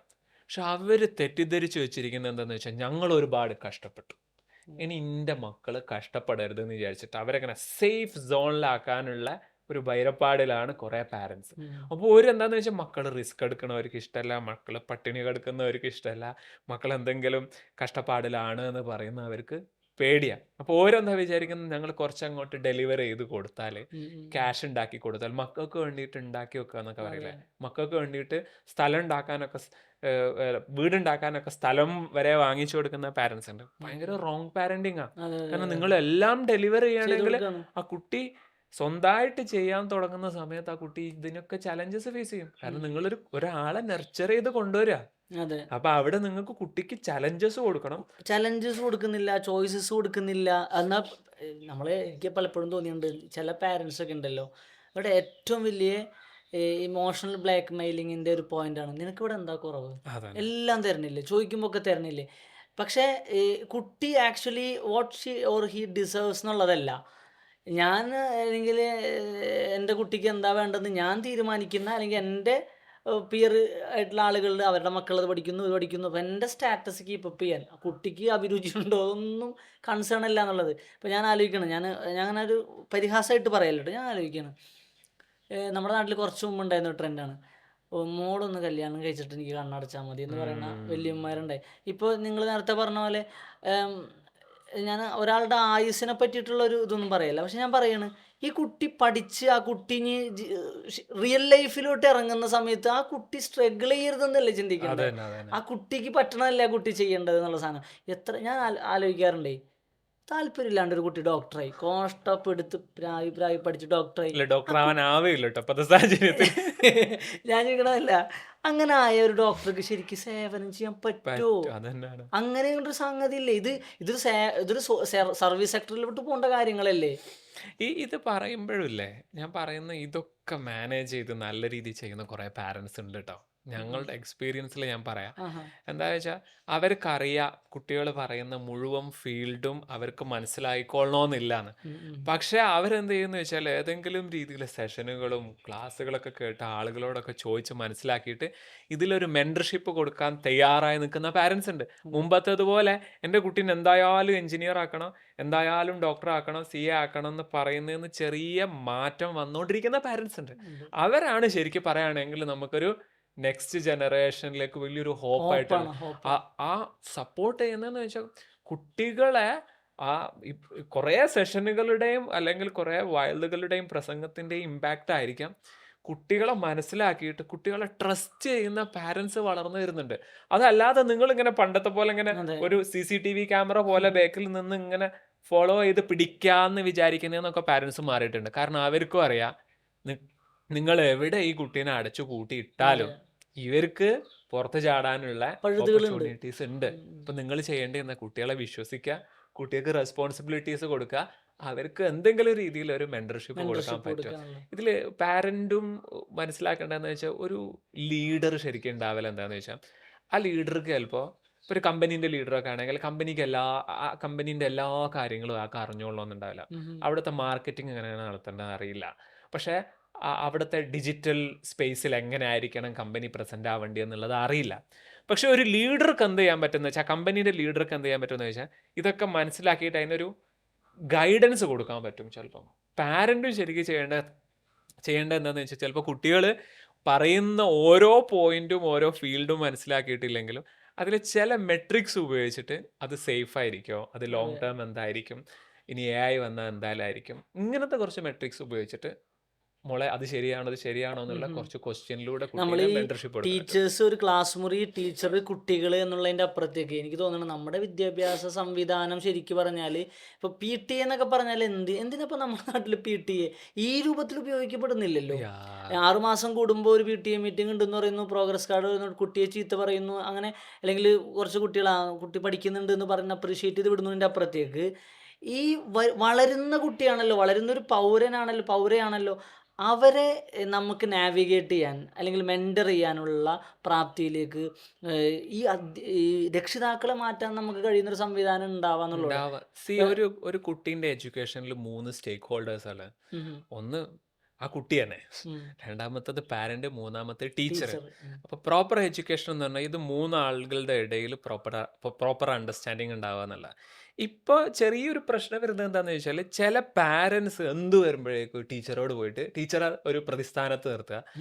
ടീച്ചർ ഒരു കാര്യം മനസ്സിലാക്കേണ്ട, ഈ ഒരു നമ്മളെ കുട്ടികളായിരിക്കുമ്പോൾ നമ്മളൊരു 15-16 വയസ്സ് വരെയൊക്കെ കുട്ടികളെ ഗുണദോഷിക്കേണ്ടി വരും. അതിലൊരു ടീച്ചർക്ക് പണിഷ്മെന്റ്, അവാർഡും റിവാർഡും ഉപയോഗിക്കേണ്ടി വരും. ചില പണിഷ്മെന്റും ഉപയോഗിക്കേണ്ടി വരും. ചെറിയ രീതിയിൽ എന്തെങ്കിലും ഒരു പണിഷ്മെന്റ് കൊടുക്കുമ്പോഴേക്ക് പോയിട്ട് കംപ്ലൈന്റ് ചെയ്യുന്ന പാരന്റ് എന്ന് പറയുന്നത് റോങ് പാരന്റിങ്. നേരത്തെ പറഞ്ഞ പോലെ തന്നെ എല്ലാം ഇങ്ങനെ ഒരുക്കി കൊടുത്തു ഈ കുട്ടി ഒട്ടും സ്ട്രഗിൾ ചെയ്യേണ്ടി വരില്ല എന്ന് ഉറപ്പിക്കുന്ന പാരന്റ്സ് ഇല്ലേ, അതേപോലെ തന്നെ സംവിധാനമാണല്ലോ. ന്യൂസ് പേപ്പറിൽ, മീഡിയയിൽ നമ്മൾ കാണുന്ന ചില പോക്സോ കേസ്, ചില മോളസ്റ്റേഷൻ കേസുകൾ കേട്ടിട്ട് എല്ലാവരും ആ രീതിയിൽ അങ്ങനെ ഒരു പൊട്ടൻഷ്യൽ ത്രെട്ട് എല്ലാ ടീച്ചേഴ്സിലും ചില പാരന്റ്സ് ഇങ്ങനെ കാണുന്നുണ്ട്. ആ കാണുന്നതിന്റെ പ്രശ്നം എന്താണെന്ന് വെച്ചാൽ, നിങ്ങൾ ഒരു തവണ പോയിട്ട് ആ ടീച്ചറോട് പോയിട്ട് ഈ രീതിയിൽ പറയുകയാണെങ്കിൽ പിന്നെ ആ ടീച്ചർ ഒരിക്കലും ആ കുട്ടിയെ തിരിഞ്ഞു നോക്കാൻ ടീച്ചർക്ക് പേടിയായിരിക്കും. അങ്ങനത്തെ നിയമങ്ങളൊക്കെ ആക്ച്വലി ഈ ഒന്നുമില്ല, ഒരു കുട്ടിയെ തല്ലിയെന്നോ അല്ലെങ്കിൽ കുട്ടിയോട് ശകാരിച്ചു എന്നോ, ഞാൻ പണിഷ്മെന്റ് എങ്ങനെയായിരിക്കണം, കുട്ടിയുടെ സൈക്കോളജി എങ്ങനെ മനസ്സിലാക്കണം, അതൊക്കെ ചർച്ച വേറെയാണ് കേട്ടോ. ഞാൻ അതിലൊക്കെ ഗൗരവമായ ചർച്ചകൾ ഉണ്ടാവേണ്ടി തന്നെ. പക്ഷെ അങ്ങനെയുള്ള ചെറിയ ഈഗോ പ്രശ്നങ്ങൾ അവസാനം പോക്സോ ഒക്കെ പോലുള്ള സാധനങ്ങൾ വെറുതെ കൊണ്ടുവന്ന് അത്തരം നിയമങ്ങളെ തന്നെ ഈ എന്താ പറയുക, ഒരുതരം ഡൗൺ സൈസ് ചെയ്യുന്ന അല്ലെങ്കിൽ നോർമലൈസ് ചെയ്യുന്ന രീതിയിലേക്ക് പോകുന്നതും നമ്മൾ കാണുന്നുണ്ട്. അപ്പം അതൊരു വിഷയമാണ്. ഞാൻ രക്ഷിതാക്കൾ നല്ല നിലക്ക് ചിന്തിക്കുന്നു എന്ന് പറഞ്ഞാൽ അധ്യാപകരും വളരെ കാലത്തിനൊത്ത് കുട്ടികളുടെ ഈ കോഗ്നിറ്റീവ് റെലം വർക്ക് ചെയ്യുന്നതിനനുസരിച്ചൊക്കെ മനസ്സിലാക്കി പോകുന്ന അധ്യാപകരും ഉണ്ട്. അവരും നമുക്കൊരു ഹോപ്പ് തന്നെയാണ്. ഞാൻ നേരത്തെ ഷാഹുൽ പറഞ്ഞപ്പോൾ ഞാനൊരു സാധനം പിക്ക് ചെയ്താണ്, പിന്നെ എൻ്റെ കുട്ടി ഡോക്ടർ ആവണം, എൻ്റെ കുട്ടി എഞ്ചിനീയർ ആവണം. ആ ട്രെൻഡിന് ഇപ്പോഴും മാറ്റമൊന്നുമില്ല കേട്ടോ. കുറഞ്ഞ രക്ഷിതാക്കൾക്ക് അങ്ങനെയുള്ളൂ. അധ്യാപകരായാലും ഒരുവിധം രക്ഷിതാക്കളൊക്കെ നേരത്തെ പറഞ്ഞ പോലെയാണ്, കുട്ടി സേഫ് ആവണോ, എങ്ങനെയായാലും വേണ്ടില്ല, എത്ര ലോൺ എടുത്തിട്ടായാലും വേണ്ടില്ല, കുട്ടി ഡോക്ടർ ആവണം, കുട്ടി എഞ്ചിനീയർ ആവണം. എന്നിട്ട് റിപ്പീറ്റ് ചെയ്യുക. ഒരു കുട്ടി 1-2 തവണ കുട്ടിക്ക് തന്നെ എനിക്ക് പറ്റൂലായിരിക്കും എന്ന് പറയുമ്പോൾ അത്യാവശ്യം കൗൺസിലിങ്ങോ എന്താണ് അതിന് വേണ്ടത്, എന്നിട്ടും ആ കുട്ടിക്ക് പറ്റണമെങ്കിൽ അപ്പോഴെങ്കിലും തിരിച്ചറിയണ്ടേ, ഇത് എൻ്റെ കുട്ടിക്ക് പറ്റൂല കേട്ടോ, ഇനി അവനെ ബുദ്ധിമുട്ടിക്കില്ല, അവളെ ബുദ്ധിമുട്ടിക്കരുത് എന്ന് ചിന്തിക്കാനുള്ളൊരു കഴിവുണ്ട്. അല്ലെങ്കിൽ കുട്ടിക്ക് താല്പര്യമാണ്, എനിക്ക് പറ്റും, ഇത്തവണ ഞാൻ ശ്രമിക്കട്ടെ. ഇതിൻ്റെ കൂടെ ഡോക്ടർ, എഞ്ചിനീയർ എന്നുള്ള കൂടെ നമ്മുടെ നാട്ടിൽ വരുന്ന ഞാൻ ഇപ്പോൾ ഒരു ബൂമുണ്ട്, CA, CMA, CCA. ഇത്ര വയസ്സിൽ ലൈഫ് സെറ്റ് എന്നൊക്കെ കണ്ട് പറയുമ്പോഴേ ഭയങ്കര പ്രശ്നമല്ലേ, എത്ര ആളുകൾക്ക് അങ്ങോട്ട് എത്താൻ പറ്റുന്നത്. ഇതിലെ നമ്മൾ എഡ്യൂക്കേഷനിലുള്ള അഡ്വർടൈസ്മെന്റിന്റെ വലിയൊരു പ്രശ്നം എവിടാന്ന് ചോദിച്ചാൽ, നമ്മൾ പാരന്റ്സും സ്റ്റുഡൻസും ശ്രദ്ധിക്കേണ്ട ഒരു കാര്യം, നിങ്ങളൊരു കാറ് മേടിക്കുകയാണെങ്കിൽ ഒരു അഡ്വർടൈസ്മെന്റിൽ വീണിട്ട് കാറ് മേടിക്കുകയാണെങ്കിൽ നിങ്ങൾക്ക് പ്രശ്നമല്ല, അടുത്ത കൊല്ലം കാറ് മാറ്റാം, ഒരു 5-10 ലക്ഷം കൂട്ടി കൊടുത്താൽ മതി. നിങ്ങൾക്ക് നഷ്ടപ്പെടുന്ന 5-10 ലക്ഷം. നിങ്ങളൊരു കോഴ്സോ ഒരു കോളേജോ സ്കൂളോ ഒരു അഡ്വർടൈസ്മെന്റ് കണ്ടിട്ട് ചൂസ് ചെയ്യുകയാണെങ്കിൽ നിങ്ങൾക്ക് മാറ്റാൻ കഴിയില്ല. ഇയറാണ് നിങ്ങൾക്ക് മിസ്സാവാൻ പോകുന്നത്. ഇതിലൊരു CA, CMA, നീറ്റ്, JEE ഇത് പോകുന്ന ആളുകളോട് എല്ലാവരോടും പറയാനുള്ള ഒരു കാര്യം, ഇതിന്റെ സക്സസ് റേറ്റ് എന്ന് പറയുന്നത് 5% ആണ്. 95% ആളുകൾക്ക് പിന്നെ എന്താ സംഭവിക്കുന്നത്? അപ്പോൾ നിങ്ങൾ ഇതിന് പോകുന്ന സമയത്ത് ഇതിന് പോകണ്ടെന്നല്ല, കോമ്പറ്റീഷനും ഹൈ ആസ്പിറേഷൻസും കുട്ടികൾക്കും ഉണ്ടാവണം, പാരന്റിനും ഉണ്ടാവണം. പക്ഷെ always have A B plan. അതല്ലെങ്കിൽ വേഴ്സ്റ്റ് കേസ് സിനാരിയോനെ കുറിച്ച് ഓൾവേസ് ചിന്തിച്ചുകൊണ്ടിരിക്കുക. ഇതിന് കുട്ടി ചിന്തിച്ചിട്ടില്ലെങ്കിലും പാരന്റ് ചിന്തിക്കണം. ഇത് സാധാരണ ചിലയിടത്ത് സംഭവിക്കുന്നത് എന്താന്ന് വെച്ചാൽ, കുട്ടിക്ക് നീറ്റ് കിട്ടിയില്ലെങ്കിൽ കുട്ടിക്ക് ഏറ്റവും പേടി വരുന്നത് ആ പാരന്റിനെ അപ്രോച്ച് ചെയ്യാനാണ്. ആ രീതി ഉണ്ടാവരുത്. പാരന്റ് മനസ്സ് കാണണം, കുട്ടിക്ക് നീറ്റ് കിട്ടിയിട്ടില്ലെങ്കിൽ പ്ലാൻ ബി എന്താ, പ്ലാൻ സി എന്താ, പ്ലാൻ ഡി എന്താന്നുള്ള കോംപ്രഹെൻസീവ് പ്ലാനുകൾ ഉണ്ടാക്കണം. ഇതാണ് പാരന്റിങ്ങിലെ ഏറ്റവും വലിയൊരു റോൾ ഈ സമയത്ത്. വലിയൊരു വെല്ലുവിളിയാണ്. ഇപ്പൊ ഞാൻ ആലോചിക്കാറുണ്ട്, എത്രയോ കുട്ടികൾ ഇങ്ങനെ ഇപ്പോൾ പാരൻസിൻ്റെ പൈസ കൊണ്ടാണല്ലോ മക്കൾ പഠിക്കുന്നത്. എത്ര കുട്ടികളാണെന്നറിയോ അവർ ഉദ്ദേശിച്ച പോലെ പഠിക്കാൻ പറ്റാത്തതുകൊണ്ടോ റിസൾട്ട് കിട്ടാത്തതുകൊണ്ടോ പാരൻസിനെ അഭിമുഖീകരിക്കുന്ന പ്രശ്നം. ആരാണ് ഈ പാരൻസ് അല്ലേ? അത് മാത്രം ഒരു ഒരു വലിയ പ്രതിസന്ധിയായിട്ട് എത്ര കുട്ടികളാണ് ഈ സൂയിസൈഡൽ പ്രശ്നങ്ങളിലോട്ടൊക്കെ പോകുന്നത്. ഞാൻ ആലോചിക്കണം ആരാണ് ഇവർ? ഈ കുട്ടി ആരാ അഭിമുഖീകരിക്കുന്നുള്ള പ്രശ്നത്തെ പറ്റി പറയണത്? അവരെ സ്വന്തം അച്ഛനും അമ്മയല്ലേ? എന്താ ഒരു പറ്റാണ്ടാവുന്നത്? അപ്പം ആരുടെ പ്രശ്നം? കുട്ടി ചിന്തിക്കുന്നതും കുട്ടി അങ്ങനെ ചിന്തിക്കാനുള്ള ഒരു ഒരു ഒരു സ്ഥിതിയിലേക്ക് എത്തുന്നതും ഇത് അങ്ങോട്ടും ഇങ്ങോട്ടൊക്കെ ഉള്ള മനസ്സിലാകാണ്ട് പോകുന്ന ഒരു പ്രശ്നമാണല്ലോ. സി ഇന്ത്യയിൽ ഒരു കസ്റ്റമർ മെന്റാലിറ്റി എന്ന് പറയുന്നത് നമുക്ക് മനസ്സിലാക്കണമെങ്കിൽ ടാറ്റ നാനോ കാർ കേട്ടിട്ടില്ലേ? ഉം. അത് ഫെയിലായ സ്റ്റോറി കേട്ടിട്ടുണ്ടോ? ഭയങ്കര ഒരു ഞാനൊക്കെ ഫെയിൽ ചെയ്യുന്നു നാനോ കാർ ഫെയിലാണ് 2018 സ്റ്റോപ്പ് ആക്കിയല്ലോ. അങ്ങനെ. സ്റ്റോപ്പ് ആക്കുന്നതിന്റെ സ്റ്റോറി ഭയങ്കര ഇൻട്രസ്റ്റിംഗ് ആണ്. ഇവര് 2008 കാർ ലോഞ്ച് ചെയ്യുന്ന സമയത്ത് മീഡിയ ഒക്കെ ഭയങ്കരമായിട്ട് സെലിബ്രേറ്റ് ചെയ്തിരുന്ന കാര്യം എന്ന് വെച്ചാൽ the cheapest car in the world എന്നാണ്. ആ.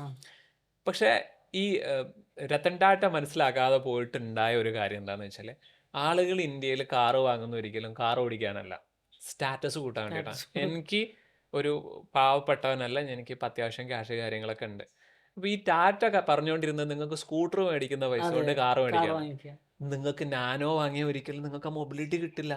കാരണം സ്കൂട്ടർ ഓടിക്കുന്ന പൈസ കൊണ്ടല്ലേ നിങ്ങൾ പാവപ്പെട്ടവന്റെ കാറല്ലേ മേടിച്ചോണ്ടിരിക്കുന്നത്. അതെ. ഇതാണ് ശരിക്കും ആളുകൾക്ക് നാനോ കാർ വാങ്ങാതെ ആൾട്ടോ മാരുതി സെക്കൻഡ് ഹാൻഡ് കാറിലേക്ക് പോവുകയും ഒരു ഓർഡർ പോലും ഇല്ലാതെ 2018 ടാറ്റ നാനോ കാർ നിർത്തുകയും ചെയ്തിരിക്കുന്നത്. ഞാൻ ഇതെന്ന് പറയുന്നത് ഇന്ത്യയിൽ ആളുകൾ ചിന്തിക്കുന്നത് എന്താണെന്ന് വെച്ചാൽ എന്ത് പ്രോഡക്റ്റ് വാങ്ങുകയാണെങ്കിൽ അവർ always thinking about how society thinks, അതാണ്. അല്ലെങ്കിൽ സൊസൈറ്റിയിൽ എനിക്ക് എന്ത് മൊബിലിറ്റി കിട്ടാമെന്ന്. കരിയറിലും നമ്മൾ ഇത് തന്നെ അപ്ലൈ ചെയ്യുന്നത്. കരിയറിൽ എൻ്റെ കുട്ടിക്ക് ഒരു റാങ്ക് കിട്ടുമ്പോഴേക്ക് എൻ്റെ കുട്ടിക്ക് എന്തിനാ ഞങ്ങൾ നീറ്റിന് പറഞ്ഞേക്കുന്നത്, ഡോക്ടറാക്കുന്നത്? കുട്ടീൻ്റെ ആസ്പിറേഷൻ അല്ല, ചിലപ്പോൾ പാരൻസിനും ഇതുണ്ടാവില്ല, ആളുകളോട് പറയാൻ വേണ്ടിയിട്ടാണ്. അതിന് വേണ്ടിയിട്ട് നിങ്ങൾ എഡ്യൂക്കേഷൻ എടുക്കുകയാണെങ്കിൽ ആ കുട്ടി നശിക്കും. കാരണം നീറ്റോ ജെഇഒ UPSC ഏതാണെങ്കിലും ഇതെന്നൊക്കെ പറഞ്ഞാൽ ഹൈ കോമ്പറ്റീഷനാണ്. നിങ്ങൾക്ക് 2 വർഷം നിങ്ങൾ ആ മോട്ടിവേഷന്റെ ടോപ്പിൽ നിൽക്കുന്നവർക്ക് അത് കിട്ടും. അത് നിൽക്കണമെന്നുണ്ടെങ്കിൽ നിങ്ങൾക്ക് അത്രയും പാഷൻ ഉള്ളതായിരിക്കണം. മാത്സ് അത്രയും അറിയാവുന്ന ആൾക്ക് JEE കിട്ടുള്ളൂ. ബയോളജി സ്ട്രെങ്ത് ഉള്ള ഒരാൾ പോയിട്ട് ബാപ്പന്റെ അല്ലെങ്കിൽ പാരന്റിന്റെ ഇൻട്രസ്റ്റിന് വേണ്ടിയിട്ട് എഞ്ചിനീയർ ആവാൻ നിൽക്കുകയാണെങ്കിൽ അത് കിട്ടില്ല. അവിടെയാണ് നമുക്ക് വരുന്ന പ്രശ്നം വരുന്നത്. റൈറ്റ്? അതാണ് ഇതിൽ ഞാൻ ആലോചിക്കുന്ന വിഷയമായിരുന്നു പ്രലോഭനം എന്ന് പറഞ്ഞ സംഗതി ഉണ്ടല്ലോ. നേരത്തെ പറഞ്ഞല്ലോ ഈ അഡ്വർടൈസ്മെന്റ് വിഷയം വല്ലാത്ത പ്രലോഭനമാണ്. അതിൻ്റെ അപ്പുറത്തേക്ക് ഈ പറഞ്ഞ പോലെ എന്താണ് എങ്ങനെയാണെന്നൊന്നുമില്ല. എത്ര കുട്ടികളാണ് നാടോടുമ്പോൾ നടുവേ ഓടേണ്ട പരിപാടിയല്ലല്ലോ. ഇതൊരു ഒരാളുടെ പേഴ്സണൽ ജീവിതമല്ലേ കരിയർ എന്ന് പറയണത്. അതൊരു വലിയ പ്രശ്നമായിട്ട് വരുന്നുണ്ട്.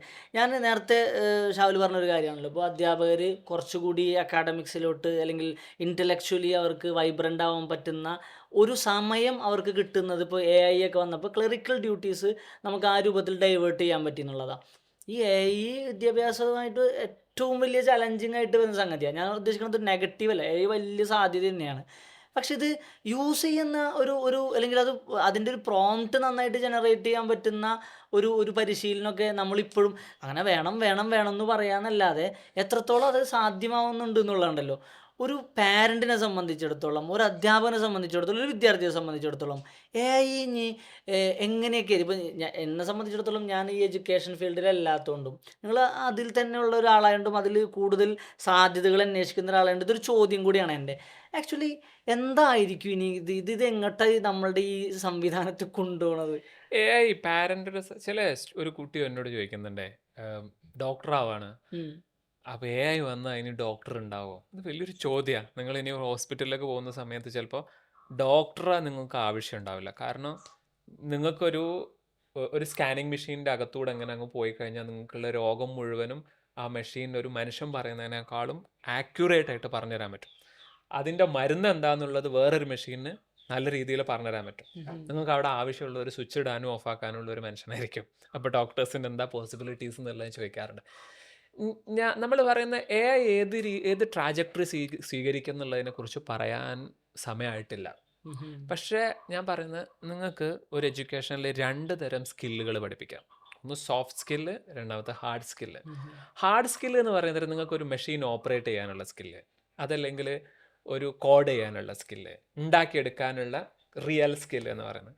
രണ്ടാമത്തെ ഉണ്ട് സോഫ്റ്റ് സ്കില്ല്. സോഫ്റ്റ് സ്കിൽ എന്ന് പറയുന്നത് നിങ്ങൾക്ക് ഇപ്പം ഗ്രോത്ത് മെൻറ്റാലിറ്റി, എങ്ങനെ എനിക്ക് ഇനിയും മുകളിലേക്ക് പോകണം, innovation skill, critical thinking, creative writing, ഇതെന്ന് പറഞ്ഞാൽ മനുഷ്യന് മാത്രം സ്പെഷ്യൽ ആയിട്ടുള്ളതാ. അതെ നേരത്തെ ഹാർഡ് സ്കില്ല് എന്തും റീപ്ലേസ് ചെയ്യാൻ പറ്റുമെന്നാണ് ഇപ്പോൾ ഗൂഗിൾ AI-ന്റെ CEO പറയുന്നത്. അത് നമുക്കൊക്കെ മനസ്സിലാവുന്ന, അതെ അതെ നിങ്ങൾക്ക് അതെ എന്ത് ഉം. മനുഷ്യന് ചെയ്യാൻ പറ്റുന്ന ഹാർഡ് സ്കില്ല് എന്തൊക്കെ ഉണ്ടോ, മരം മുറിക്കാൻ മെഷീന് കഴിയും, മരത്തിൽ കയറാൻ മെഷീന് കഴിയും, ഇനി കോഡിങ് മെഷീന് കഴിയും, ടാറിങ് മെഷീന് കഴിയും. ചെയ്യാൻ പറ്റാത്ത ഇനി ഉണ്ടാവുന്നതായിരിക്കും എന്ന് വെച്ചാൽ I cannot love you, machine cannot love you. മെഷീനോട് പറയാം കെയർ ചെയ്യണം, മെഷീന് നിങ്ങളെ കെയർ ചെയ്യാൻ പറ്റില്ല. പറ്റില്ല മെഷീനോട് എനിക്കൊന്ന് ഇമോഷണലി, ഇപ്പം ഹമീദിനോട് ഞാനിങ്ങനെ ഇമോഷണലി സംസാരിക്കുന്ന നേരം എൻ്റെ ഇമോഷൻ അങ്ങോട്ടേക്ക് കണക്ട് ആവുന്നുണ്ട്, എനിക്ക് കുറച്ച് സമാധാനം കിട്ടുന്നുണ്ട്. എനിക്കൊരു റോബോട്ടിനോട് പോയിട്ട് എന്ത് കമ്മ്യൂണിക്കേഷൻ നടത്തിയാലും അത് കഴിയില്ല. അതെ സോ ഓൾവേസ് തിങ്ക് മനുഷ്യന് എന്താ സ്പെഷ്യൽ ആയിക്കൊണ്ടിരിക്കുന്നത്, സോഫ്റ്റ് സ്കില്ലിലായിരിക്കണം നമ്മൾ എഡ്യൂക്കേഷൻ ഫോക്കസ് ചെയ്യേണ്ടത്. ഉം ഉം. മറ്റേ ഹാർഡ് സ്കില്ല് നമ്മൾ അതെ കൊടുത്തോണ്ടിരിക്കണം, കൊടുക്കണം പക്ഷെ ഫോക്കസ് ഇതിൽ വരണം സോഫ്റ്റ് എന്നല്ലേ സ്കില്ലിലേക്ക് വരണം. റൈറ്റ്. ഞാൻ പിന്നെ ഒരു കാര്യം കൂടെ നേരത്തെ നമ്മൾ ഇതിനു മുമ്പ് സംസാരിച്ച് പോകുന്നൊരു വിഷയം ഉണ്ടായിരുന്നല്ലോ, ഈ ക്ലാസ്, ഞാനത് നേരത്തെ അങ്ങോട്ട് പോയി പിന്നെ മറന്നുപോയതാണ്, ക്ലാസ് മുറികൾ ഉണ്ടാക്കുന്ന വിഷയം. ഞാനിപ്പോൾ ടീച്ചിങ് എൻ്റെ ഒരു പാർട്ട് എന്ന് പറഞ്ഞാൽ എൻ്റെ ചില കോഴ്സുകളുള്ള ദിവസങ്ങളുണ്ടല്ലോ, ചില പിന്നെ പ്രോഗ്രാമുകളുള്ള ദിവസങ്ങൾ ഞാൻ വൈകുന്നേരം ഓഫീസിലേക്ക് മടങ്ങിയെത്തുമ്പോൾ ഡ്രെയിൻ ഔട്ടാണ്, എനർജി ഡ്രെയിൻ ഔട്ട് ആയിട്ടാണ്. ഇപ്പം ഇന്നലെയൊക്കെ ഇവർ ചോദിക്കുന്നുണ്ട് പിന്നെ എന്താ എന്നെ വയ്യേ, അപ്പം ഞാൻ പറഞ്ഞ്, അപ്പം ഞാൻ അങ്ങനെ ആലോചിക്കണം എന്താ പറ്റുന്നത്, ഒന്നുമില്ല. ഞാൻ ഒരു പ്രത്യേക കോഴ്സ് എടുക്കുന്നുണ്ട്, അത് ഈ പല പ്രോഗ്രാമുകളിലുള്ള കുട്ടികൾ വരുന്നതാണ്. അപ്പോൾ ആ അവറിൻ്റെ പ്രത്യേകത എന്ന് വെച്ചിട്ടുണ്ടെങ്കിൽ വലിയൊരു ഹാളിലാണ്, ഒരുപാട് കുട്ടികളും വരുന്നുണ്ട്.